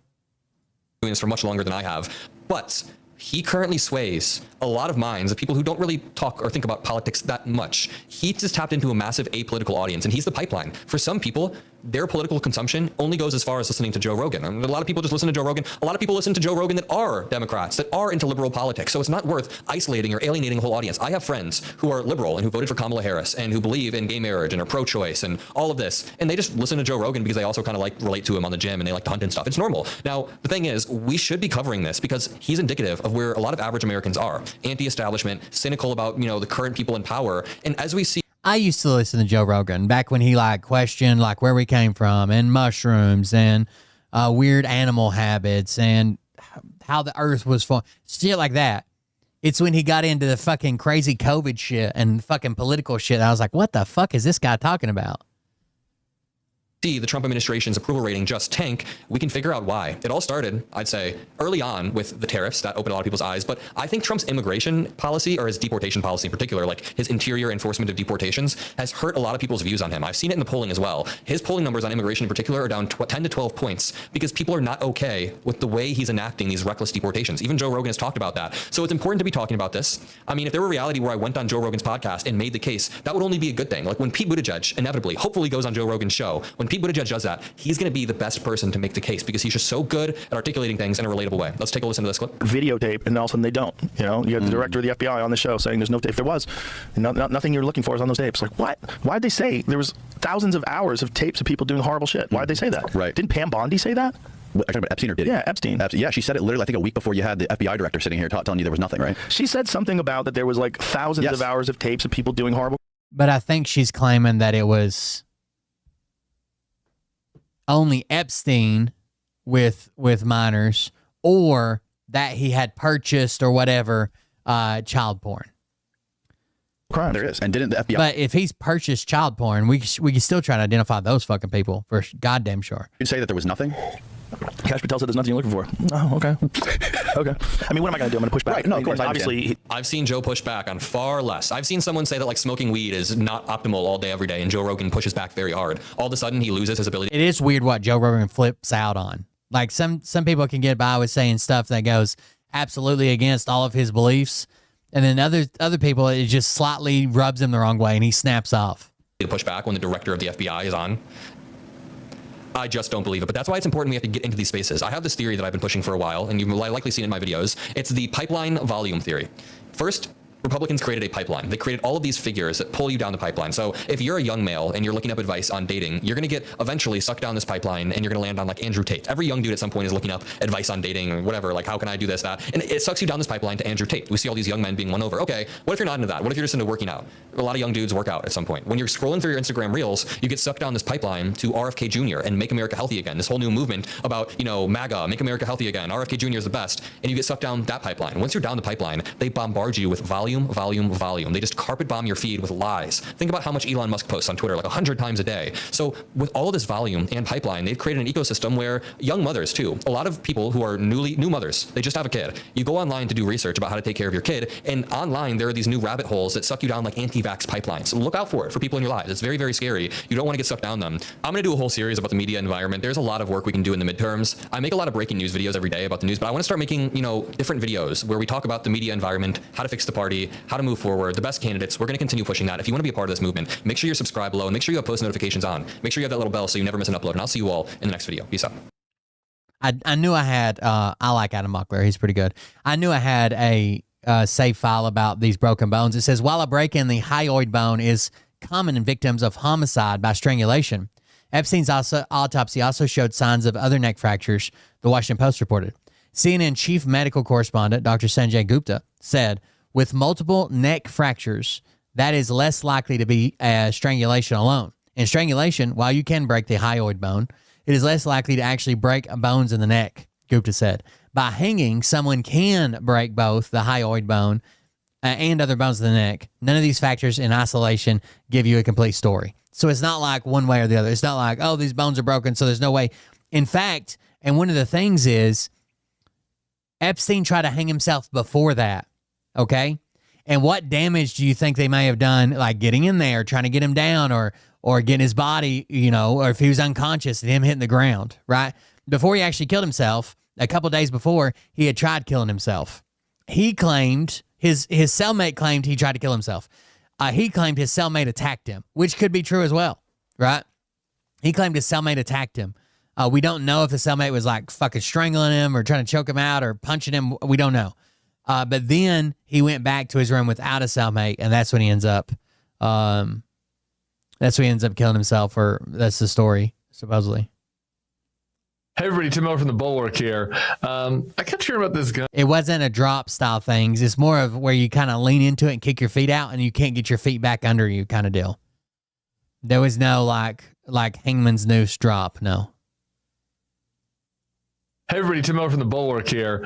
I kept hearing about this guy on TikTok, Hawk from TikTok. If you're like me and you only use TikTok for your niche interests like indie rock and gay gossip, you might not know about some of these political commentators that have huge followings on TikTok. And I wasn't familiar with Hawk. They do it. It's probably not the most common form of hanging yourself. But you can definitely hang yourself off things that are not taller than you. Like I said, it's getting in a position where you kick your legs out from under you. You can't get them back below you. Until I had like cousins and random people in my life messaging me saying, Hawk from TikTok talked about you. You don't have to believe me that Epstein killed himself. I'm not saying that. I know a lot of people don't. But it is possible to hang yourself without like jumping off something or your feet being completely off the ground. And like that is the media world these days. A lot of people are getting their information, not even from independent media outlets, but from individuals who comment on the news and have devoted followings. And so for anyone on the pro-democracy side of this, it is critical to engage in this stuff. And it's great that there are people out there like Hawk who are their own voice, reaching people and connecting people in a way that the mainstream outlets and a lot of Democratic politicians have been unable to. And so I was super pumped to get to go do a live TikTok with him. We taped it on Friday. Kind of in the spirit of the discourse, it was super casual. I gave a lot of my thoughts on Epstein, did a little bit of recap of the Oasis concert. We talked about social media and the Chinese and the Democrats and a bunch of conspiracy theories, a lot of conspiracy theory talk. And it was a nice chat. It was casual. We were BSing. I show you give people a little tour of the studio here. So if you're interested in that, stick around. Subscribe to this feed regardless, because we're trying to give everybody a fresh, independent, straight, no bullshit view on what's happening out there in this crazy fucking world. So subscribe to this feed, stick around for me and Hawk. And if you like what you see and you're on TikTok, go follow Hawk and The Bulwark on TikTok. You got to turn your camera on, Tim. My camera's I like Hawk. What's up? What's the deal? Where He's on TikTok a lot. Hey, there we go. What we're doing. We know what we're doing. This isn't a shit show. This is all how it was meant to be. What's up, man? Good. I'm good, man. How you doing? You get dressed up for me? You put on a collared shirt and everything? Yeah. I'm nervous. What do you want? Well, you're nervous? You've got like 100 billion followers on here. You're speaking to like most of Shanghai, as best as I can tell. And, that's true. So I wouldn't be too worried about it. I'm here to see the studio. Should we do back behind the scenes? This is not a fake studio. This is that's where the flamingo is. We used to replace the flamingo with the pinto beans bag. Nice. Serious. Serious. I just want to see what they're covering. It's too long to watch the whole thing, but wrote about how you can't see it, it's backwards, but they wrote about somebody asked her advice because their son was spending too much time reading The Bulwark. And now we're back here behind the light. Pardon before we popped on. Have you guys heard the story about the SIG P320? Have you guys heard that story?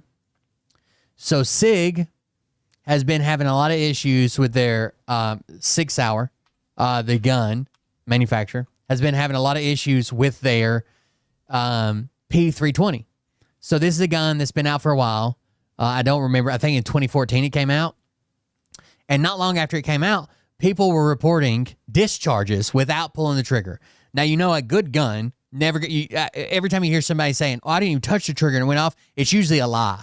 Okay, it's usually a lie completely. Okay, it's usually made up, and they did pull the trigger. They just don't want to admit it. Blah blah blah. Whatever.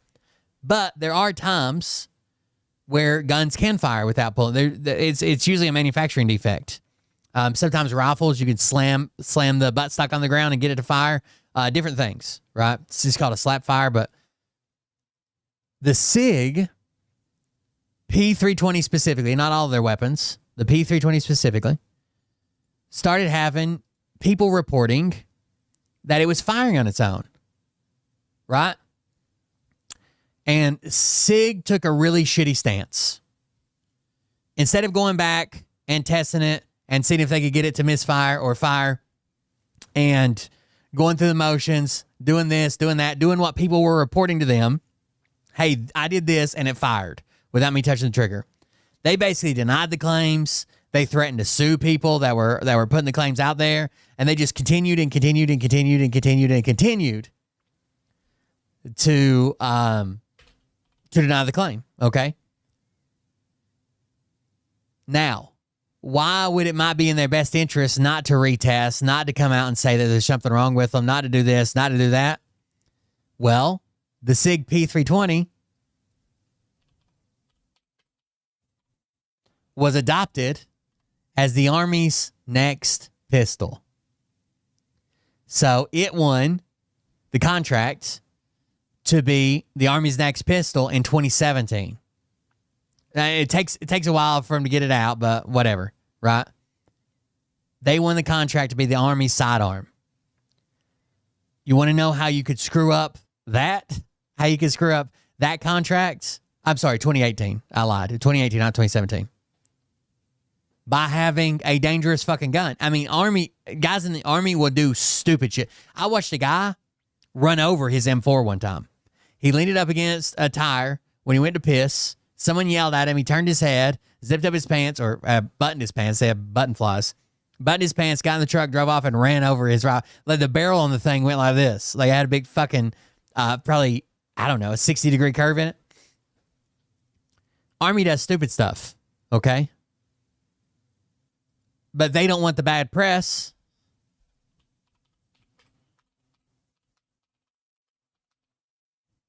Associated with a recall.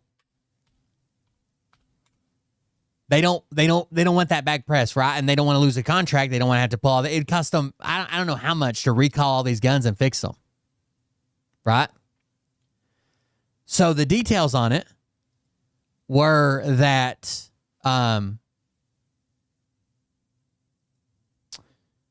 it'll drop fire. Hold on, I'll show you a video.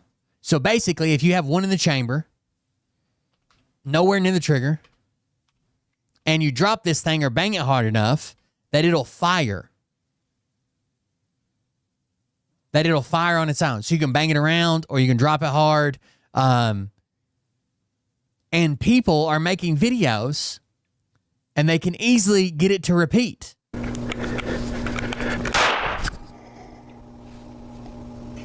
Did you see that? Holy crap! What's going on, folks? So I want to jump in here real quick. That's dangerous as fuck. Before we get started, I know this is a long video, and if that's not your thing, that's okay. You just want to see this go off by me manipulating the slide because of that craziness. Just jumping in between, there's a lot of context. But basically, we were able to input a millimeter or less of downward movement on the sear and get this slide. By manipulating the slide, we were able to get it go off and actually fire prime case 5 times in a row. So, but so for some context, 5 times in a row. So it did have that one had some pressure on it. They got it fire 5 times in a row with a little bit of pressure on the trigger, not enough to pull the trigger, and then so like a piece of cloth from your shirt like is in the holster and putting just a little bit of pressure on the trigger, and then you bump up against something and it goes the fuck off. And now they've even threatened to sue people over this. There's the drop test. 6 Hour used to make some really nice stuff, but then what the happened? Their 320 line's been plagued with problems, and after it won the United States military contract, it's only gotten worse. Apparently they're not drop safe because if you drop them the wrong way... See that drop? A drop and fire. This should never happen with a reliable, safe firearm. You got to be able to throw it, run it over, whatever you need to do, right? It's only gotten worse. Apparently they're not drop safe because if you drop them the wrong way, they'll just go off. SIG tried to say that this issue was fixed, but that's not true because we keep getting reports of guns getting dropped or bumped and they just go off. They said it didn't exist, that it was user error. Then they said it was fixed, and less than 1% of them had this fault. But we keep getting reports of this doing it, including people shooting themselves. Well, now they've got something worse going on. So now they had a U.S. service member from the Special Forces Command. Seems like a high-speed guy. Actually shot himself carrying this pistol, and a lot of people are jumping to it's probably because it's fucking not safe. They've had all these issues. They keep lying to us. They keep telling us it's safe.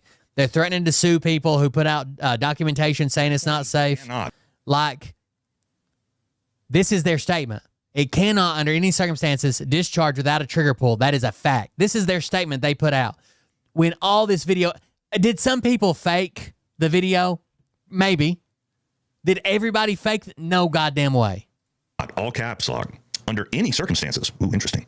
Discharge without a trigger pull. That is a fact. Safety might be working, but the other safeties might not have been. So let's see.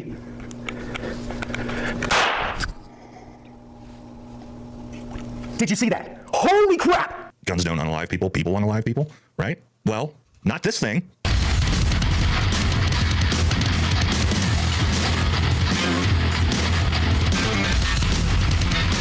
This channel is Valhalla VFT. Welcome back to the channel, everybody. And if you thought it couldn't get any worse for SIG or SIG's influencers, yes, a new video had just come out from the Wyoming Gun Project. This video is going super viral, where he's actually been able to demonstrate the ability to make a P320 discharge uncommanded, and he can do it over and over and over again, and it takes barely nothing. It's an absolutely nuts video. All right, so we're going to watch that video today. I'm going to explain a little bit about it, and then I'm going to talk about safety with a weapon system in a holster, because there's a lot of people in the comment section who just fundamentally don't understand weapon safety, and I think we need to clear some things up, right? I don't know if he gets the soldier or not. Less than a millimeter through the firing sequence, through the actual movement of the sear down is less than 1 millimeter. And we're going to see if it'll set the cartridge off. I don't know. We'll try it a couple times. Discharge uncommanded. Doing, right, is taking the screw and putting a tiny bit of pressure on this circumstance. But as you can see, it is. And here, of course, has some slack in it, right? Discharge uncommanded 4 more times in a row. Just The United States military may be dropping SIG from being its primary pistol manufacturer, as it has now become impossible to ignore the issues with SIG's firearm, the P320. Now, since its debut, there's been a lot of scuttlebutt about it randomly going off when you drop it, or going off randomly when you do nothing. And although there's been video proof of it, SIG has been standing its ground saying, I don't know. Did you see that video? That was some cops arresting somebody, and their gun went off while they were arresting a guy. Going off randomly when you do nothing. And although I don't remember. I've seen this video. I don't remember which gun it is. One of their guns go off. been video proof of it, SIG has been standing its ground. It's this guy right here. This guy's just standing there. His fucking gun goes off.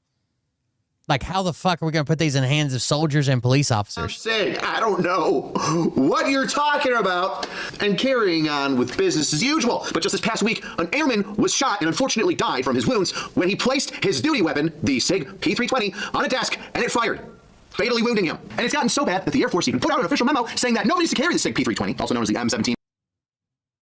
So the Air Force is usually on top of these quicker than the other branches, and they're like, no, don't carry it. So a Special Forces soldier shot himself. They said, don't worry about it. And then an airman shot him, killed himself. All he did was take his pistol and put it on his desk, and it fired and shot him and killed him. Or M18 until further notice. So today we're going to talk about the history of SIG getting the Army's contract, and well, all of the Department of Defense's contracting for this sidearm, the issues that many people brought up, SIG's response, and then this unfortunate occurrence that resulted in the death of an airman. But first, a word from this video sponsor. This is Angry Cops, by the way, if you don't know. Companies out there in the internet known as data brokers, and they sell your data, sell it to marketers or scammers or stalkers or foreign governments. I like guns. I don't think that's I don't think that's like hidden or whatever. I'm a big gun nut. And I've seen all the stuff about the 320. I don't think I would ever carry it. I don't even know if I would have it in my house, to be honest with you. I mean, I guess unload it in a safe just to show people the drop test maybe, but I don't keep weapons like that. They're all loaded, lock, cock, ready to rock. So it's just too dangerous. And while they're legally required to remove your data, when you ask, boy, do they make it difficult. That's why I recommend today's sponsor, Aura, to my family and friends. Heck, I use it. Aura is all-in-one digital security, because they're going to give you alerts when your personal data's found on the dark web. Real-time fraud alerts for credit cards and banking. 24/7 monitoring to keep your identity secure. SIG basically claims like, oh, well, one person made a video about it and then it became viral, so everybody started. They're claiming that they're rigging their guns. Like maybe filing down the fucking sear or something. They're rigging their guns, basically, just to be part of the trend. A secure VPN, antivirus software, and password manager, plus more. And it's got US-based support available around the clock should anything happen. And if anything happens, Aura includes $5 million worth of identity theft protection with US fraud experts ready to help 24/7. Try Aura for 14 days for free at Aura.com/angrycop and check out the link in the description below. Let's start at the beginning. The US military wanted a new sidearm to replace the M9. This bad guy here, made by Beretta. Something I carry overseas. I've never had an issue with the M9. I carried the M9 for years. Like the M9. A lot of people complained about stopping power of 9mm. I like the 9mm round. Yeah, I like them. Never had an issue with it. Never had a negligent discharge with it. Anything. Frankly, I love so much, I had to buy my own. But who is in the running for this? Well, SIG, Glock, and Beretta were the main top players in this. And Beretta had an updated version of their fantastic M9A1. When they had a mount for an optic, they had a little rail system on the bottom so that way you could put a light on it. I did like the Beretta. I like the Glock. I didn't really care for the SIG, but it already had rumors of this already, so maybe that tainted my ability to like it. Clearing rooms. One of the reasons the M9 was able to stick around for such a long time is because it's durable, and the Army certainly loves the safety on its pistols. Now, the Beretta is double action. Check that out. So, yeah, fire off the first round, trigger squeeze is a little rough because you're pulling the hammer back. But bam, after that first round goes off, the slide keeps that hammer in the rear lock position. Now, pretend you're a private in the Army who hasn't really handled a pistol that much before, especially a Beretta M9. Well, you take that selector switch after firing some rounds and you put it on safe, and you're going to have a mild heart attack. Because you better be ready for that hammer to go forward. Oh, it sent shivers up my spine thinking about the several times that I first tried that. Now, why is that important? Well, the safety rolls over the firing pin, and even though the hammer goes forward, it won't fire, which is an important thing when making a firearm for the military or anybody else, that it doesn't go off accidentally. Message. And of course, we've got Glock in the mix with the Glock 19X 9mm. I mean, no, there's no external safety in here, but I've been able to drop a Glock every now and again when tussling with some guys on the street, banging off some shit when I'm running around chasing them as well. Dude, I've seen Glock torture tests. I've been rough on my Glocks. I have never heard of a Glock going off just because you jostled the shit out of it. I mean, it's probably the most widely used handgun in law enforcement, and I can't think of a story where one's accidentally gone off before. But did the Army go with its old fantastic standard with a new updated sleek kind of body and that mount? No, it didn't. Did it go with probably the most modularization or modularized or whatever modular thing the Army says that it likes so much is modularization, whatever. The Lego block of all pistols? So customizable. No, it didn't. The 19X is just like a 19 with a 17 grip well for like the magazine. So it holds the 17 rounds instead of the 15 like a 19, but it's the 19 slide length. It went with shorter slide, longer grip. Because they were more modular than this? All right.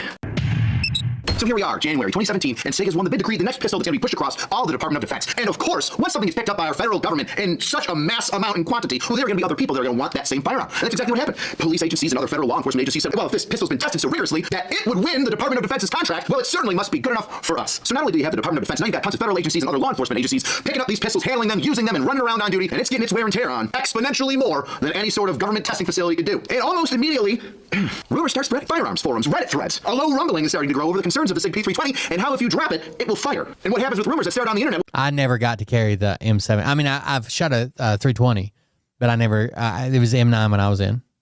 You know, I was the, as far as I know, I was one of the very, very, very first soldiers I never touched an M16 in my life. When I went to basic, they just uncrated brand new M4s.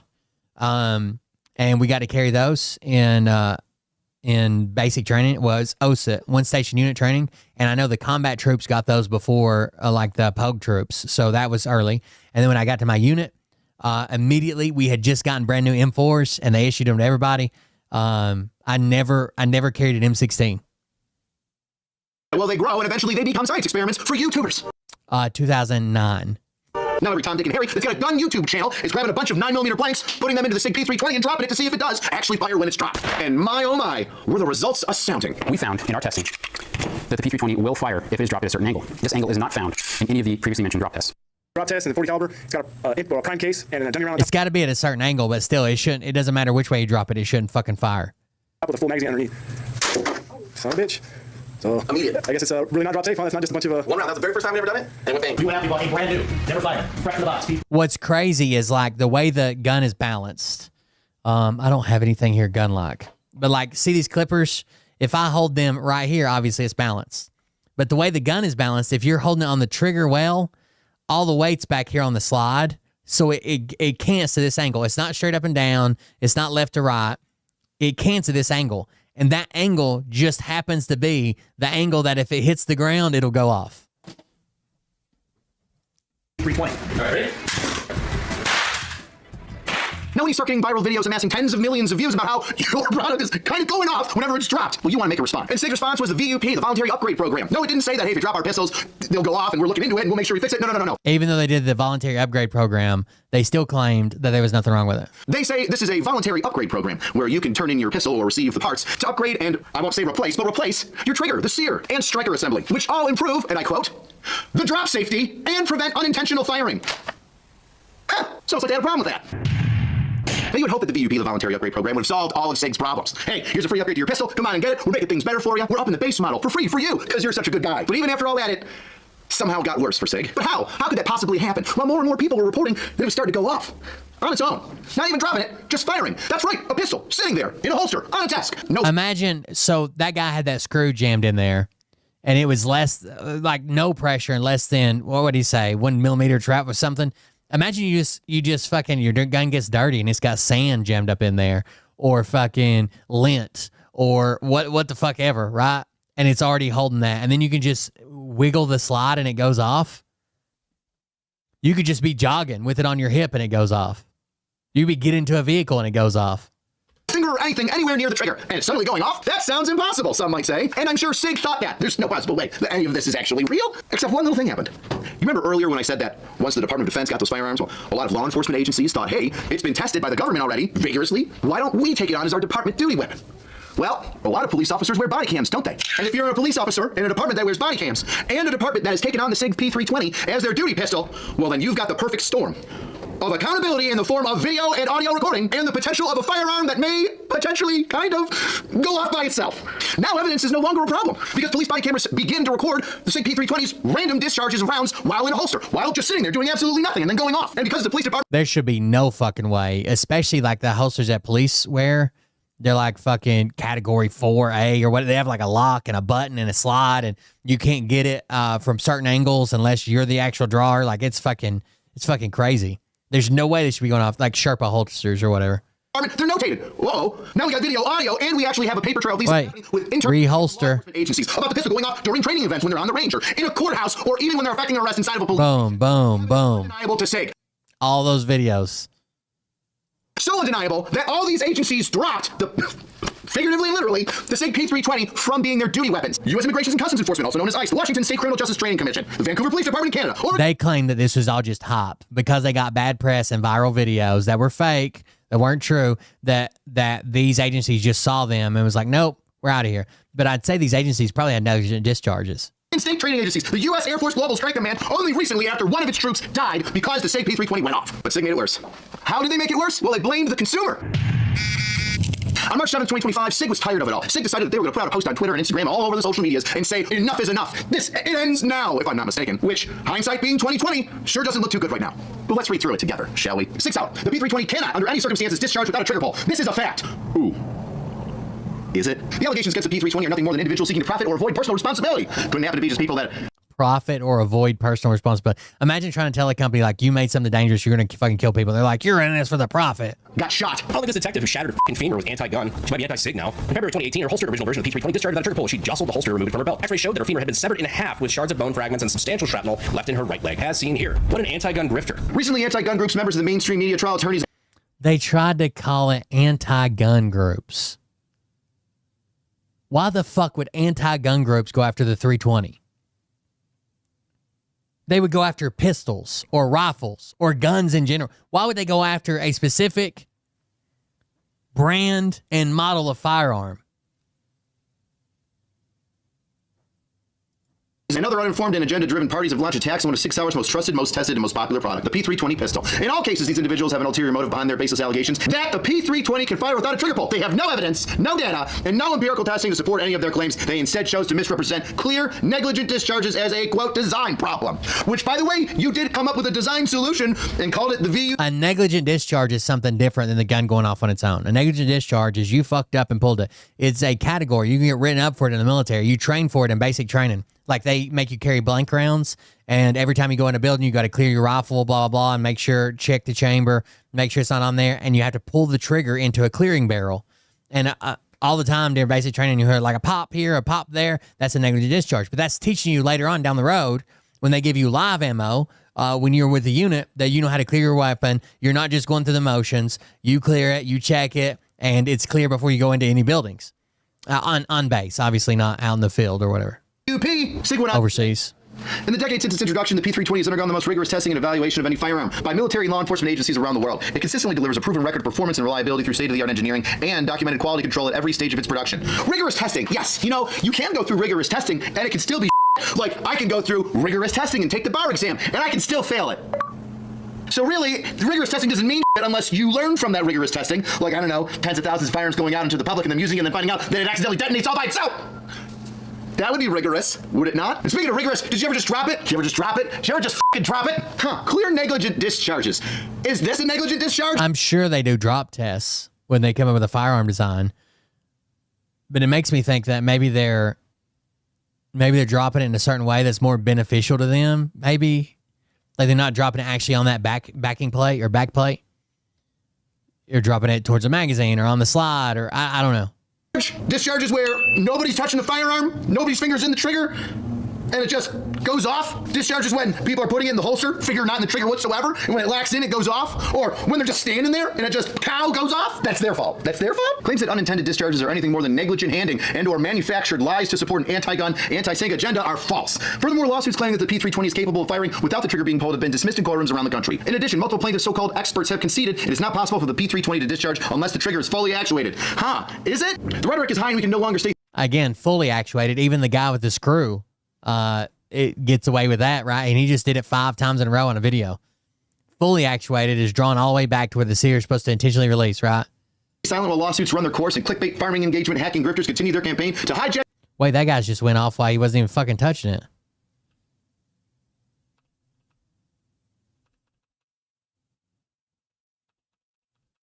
Oh, did he just holster it? Yeah, he just holstered it.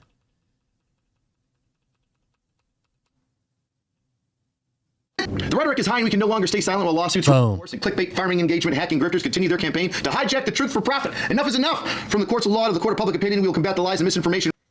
Clickbait, farming, engagement, hacking grifters with the truth. 6 Hour stands behind the quality, safety, and design of all of our products, especially the people. That's right, Bug Dude. And they say that, the industry should be scared and aware that people are going after SIG for no reason, because they could be next. They could be next on the chopping block. But all of that context now brings us here today, because the headquarters of the Air Force Global Strike Command put out a memo just the other day after one of their airmen was killed when he put his firearm on his desk and it discharged all by itself.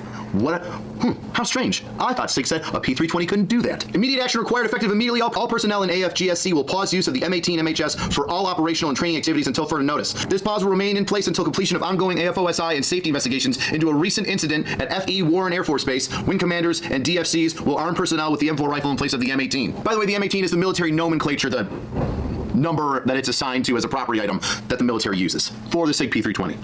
So when you hear M18 or M17, that's just the normal version and the short barrel version of the SIG P320 made for the military.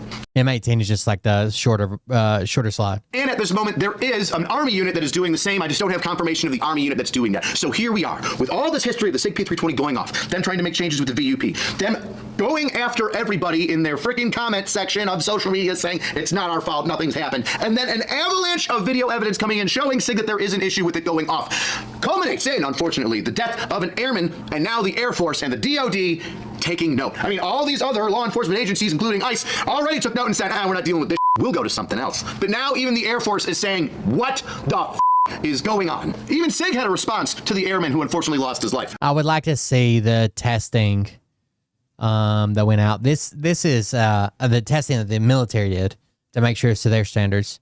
I know they record all that shit. This is to the airman who lost his life. Ours are with the service members and families impacted by the recent reporting event at the FE Warren Air Force Base. We proactively offered assistance to the U.S. military as they investigate the incident and remain willing to help in furtherance of their ongoing inquiry. We have absolute confidence in the military's ability to conduct a thorough investigation and are working with the Air Force and Army to answer any of their questions. I would not let them anywhere near the fucking investigation, dude. I question, if I was the Secretary of Defense, after knowing about all these discharges caused and only caused by your weapon and its manufacturing, why didn't you remove those issues and fix them immediately? Even as, by the way, if it was a trigger issue, why aren't the M9s doing it? Why isn't every pistol doing it? Why aren't the Glocks doing it? All the police, we don't hear these videos. We don't see these. We don't see these body cams. We don't hear these stories. We don't have people fucking able to make YouTube videos doing it. As they continue to occur. And then why wouldn't you notify the Department of Defense or other law? You can make a Glock slap fire or drop fire. So when you get into Glocks changing triggers and like the sear and the engagement between the trigger bar and the sear, you can get like a really, really like soft trigger. The problem is if you go too far, you can take a hammer and like a rubber mallet and smack the back of it and it'll go bang, right? So you have to have at least some take up there instead of having like the shortest, quickest trigger. You have to have some take up there to where the two pieces overlap enough. So there's like a piece like this and another piece that holds it like this, okay?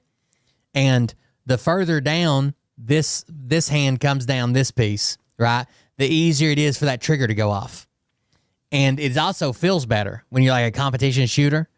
So the further down, this is the safest, but you can get it down here and it might feel good and it might not go off on its own until it has a bang hard enough to where it jostles this setup and it slips past and fires. Law enforcement officials that there was some sort of deficiency in your firearm, but you were working quickly in order to modify your weapon and solve that issue. Well, it almost seems as though you've been intentionally negligent in sharing this information with everybody about your product that fires rounds off all by itself, SIG. Now, I don't know how SIG's going to recover from this. Frankly, my opinion is that it should be pulled. And then we go with the freaking Glock. You want modular? Yes. There's modular. Like I said, it's a freaking Lego. Do you know how many third-party companies there are that make additional add-ons for this thing? And you decided that SIG was going to be the most modular firearm ever? Come on, DOD. No, I would rather him say go with the Glock. know people that 100%. And I know people that know the P320 is an issue, but like other firearms, like the P325 and other from SIG, I personally, and I'm sure many other people probably don't want to put their money on a product where the company's entire existence is to make it shoot only when you want it to shoot, and then when it doesn't, they deny, and then act like spoiled children, blaming us for their product that's broken. Well, SIG, I hope you're happy. We all knew eventually it was going to happen, that somebody was going to get shot and they were going to make it back from your pistol design that decides that it's going to randomly fire when it wants to. That's the saddest part. Is it's been reported and reported and reported and reported and recorded and submitted and taken to court and YouTube and influencers and gun channels and the military and the body cam footage, and they still waited till somebody got fucking killed. Too. Honestly, I don't think anybody gives a about how it feels in your hands. They're not sure when it's going to go off. These night sights are great, but I sure wish I knew when it would go off. Oh, there was one. Mom? Updates. We have updates. Do you remember how I said that YouTubers will take items and things that they see and try to prove that something can or can't happen with them? Basically a science experiment on the internet for all of us to see. Well, some beautiful bastard did it with the SIG P320. Wyoming Gun Project. Go to his channel after this. Go to the link down below. I'll have the whole video linked. Took his own SIG P320 that he bought and decided he would do some experimenting. Now, the SIG that he has in his hot little hands right there is the SIG P320 after the VUP, the Voluntary Update Program. The one that's supposed to fix the trigger and stop it from going off randomly. Oh, this beautiful bastard did it. And by taking a screw, and I forget what those calipers are called that measure millimeters and thousandths of an inch, slowly moves the trigger back less than a millimeter, less than half of a millimeter, and then starts playing around with the slide. Guess what happens? It goes off. Then he puts a blank round into the chamber, puts the magazine in, keeps that trigger pulled back just a hair of a half, and then manipulates the slide, and guess what happens? It goes off. Now, WGP, Wyoming Gun Project here, cracked the code. And frankly, he does a great job of saying it himself, but I'll try to break it down for you. Do you know how easy it is for a trigger to be pulled back a half of a millimeter? Do you then know how easy it is for a slide to be torqued left to right as if a police officer is running with it in their holster? Very easy. I'm surprised you can't just jump up and down and have the thing go off, which, by the way, I'm sure if somebody put it on some sort of tumbler or a dryer that's going a little heavy, like one your mom used to sit on in order to get her jollies off, I'm surprised it wouldn't go off then. And I'm sure that we'll get more videos of it doing just that, jostling around and then firing. But like Wyoming Gun Project said, just a small amount of dust or crud or crap gets stuck in the trigger and pulls it back just a half of a millimeter. And then the slide moves. Just shifted to the left or right a little, and pow. I hope that somebody connects with the poor mother and father of that airman that lost his life because the frickin' firearm went off when he put it down on his... Sue the fuck out of him, dude. Which I know right now is very little public information other than he just set it down on his desk and it went off. But at this moment, nobody from the military or anybody that was there, any investigator, are correcting what people are saying. Holy shit, that video is amazing. Please watch it. It's 40 minutes of absolute brilliance, and he breaks down exactly what he does in order to make it go off, which is easy, extremely simple for it to go off all on its own. Best way to support the channel is get yourself a shirt. This old crack house. Finishing it up, getting the final episode of the OG crack house going. Just gotta hang up some artwork. POB. Guess who doesn't get a POB? SIG. SIG doesn't get a POB. No POB for them. Cheapest way to support the channel is leave yourself a comment. Tell me what you think about this whole SIG thing. I'm very irritated because I don't like irresponsibility and people that lack integrity. And as always, there's more on Pepperbox. I'm going to say more words about this on Pepperbox. Words that start with the letter F and end in uck. See you next time, weirdos. So there you go. There's the update on the SIG story. It's probably, the Army's probably, I don't know why they haven't already addressed this. The entire military is probably going to have to get rid of this firearm. And go with a different firearm. Unless SIG comes up with some type of plan that says we can change these parts out, fix it. But then, would you ever trust it again? Could you ever trust it again? I don't know. I wouldn't own one. I wouldn't keep one in my house, that's for sure. All right, guys. It's just midnight, but we started early tonight. So thank you all for joining us. Hope you enjoyed the debate. I think I did pretty good. Maybe you think I did like shit. Let me know. I'm going to hop off here and go home and get something to eat. Thank you all for joining us. Thank you for being here. I've had a good time. Hope you've enjoyed it as much as I have. I doubt it. And the last video we're going to end off with here is someone sent this to me sight unseen and said they saw Dr. J eating ice cream. I don't know what that means, but here you go. Damn, mama still got it. Eat that bitch. Put that bitch in your mouth. Oh my God. Oh, she hitting that tip with it. Okay. Put it back in your mouth, mama. Thinking about it. All right, the taste. Dr. J in public. Damn. Oh God. Straight kill your shit. Put that bitch back in your mouth, mama. She look. Damn. Oh, Dr. J. Damn. You guys have a good night. We'll see you on the next one.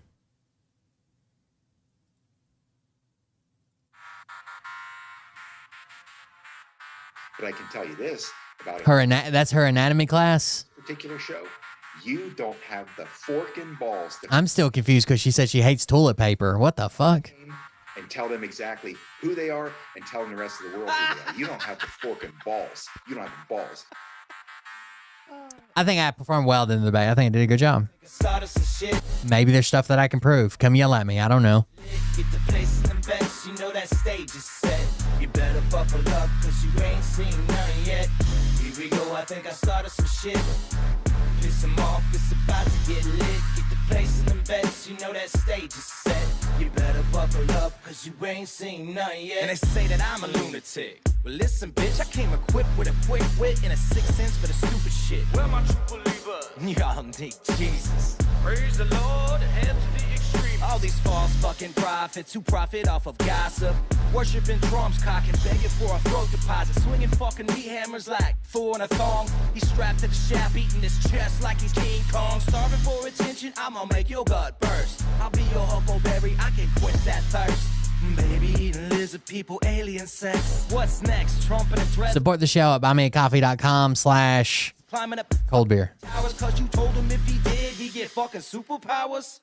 Here we go, I think I started. I didn't know. I thought that everybody's mic was doing what Sage's mic did, like where he's trying to like talk over people or talk while other people's talking. It was cutting out. But they said it was only Sage's. Is that true?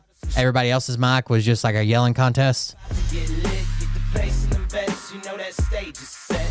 You better buckle up, cause you ain't seen none yet. I used to find clues too when I was high on shrooms. I found myself a tunnel that led to Jason Q's bedroom. Open his closet, I found some of his meat rockets. They said there's something to do where he can fix it, to where it's like everyone else, but it was like it was ducking out for other people. It was weird. I thought everybody was doing it. So when he asked me during the debate, he texted me and said, "Can I fix this?" I was like, "No, it just picks one mic and puts it above the other ones, I guess." But I didn't know that. What? I'll get my files. Wait, what are you doing? But there was a lot of screaming, that's for sure. Dude, come on. Seriously. This is lip balms and alcohol. Usually I stream the debates as well, like on my channel. I just didn't do that one because it was so early. But I usually have the opposite effects. You guys can usually hear me over everybody else. You better buckle up, cause you ain't seen none. Because I'm on my own channel, though. I think I started some shit. Piss him off, it's about to get lit. Get the place in them beds, you know that stage is set. You better buckle up, cause you ain't seen none yet. Round 3. Down goes Nino. Watch the Andrew Callahan Hunter Biden interview. It's actually kind of eye-opening. Well, it's all over, hands on his shoulders. I would say I would do it. I'll end up on panels again. It's kind of hard for me to plan because sometimes I'm like super depressed, and I know if I had one scheduled that day, I'd fucking be like, fuck it, I'm not doing it. But I'm sure we'll do some more. Sleep at night. Who the fuck is in my window with this time of the night? These parasites, these leeches, with all their secret meetings, teaching all you fucking cretins about baby eating heathens. Believing in reason with no meaning is bullshit. Will Bird motherfuckers out here busting the grifts. Here we go, I think I started some shit. Piss them off, it's about to get lit. Get the place in them beds, you know that stage is set. You better buckle up, cause you ain't seen none yet. Here we go, I think I started some shit. Piss them off, it's about to get lit. Get the place in them beds, you know that stage is set. You better buckle up, cause you ain't seen none yet. You don't have those guts.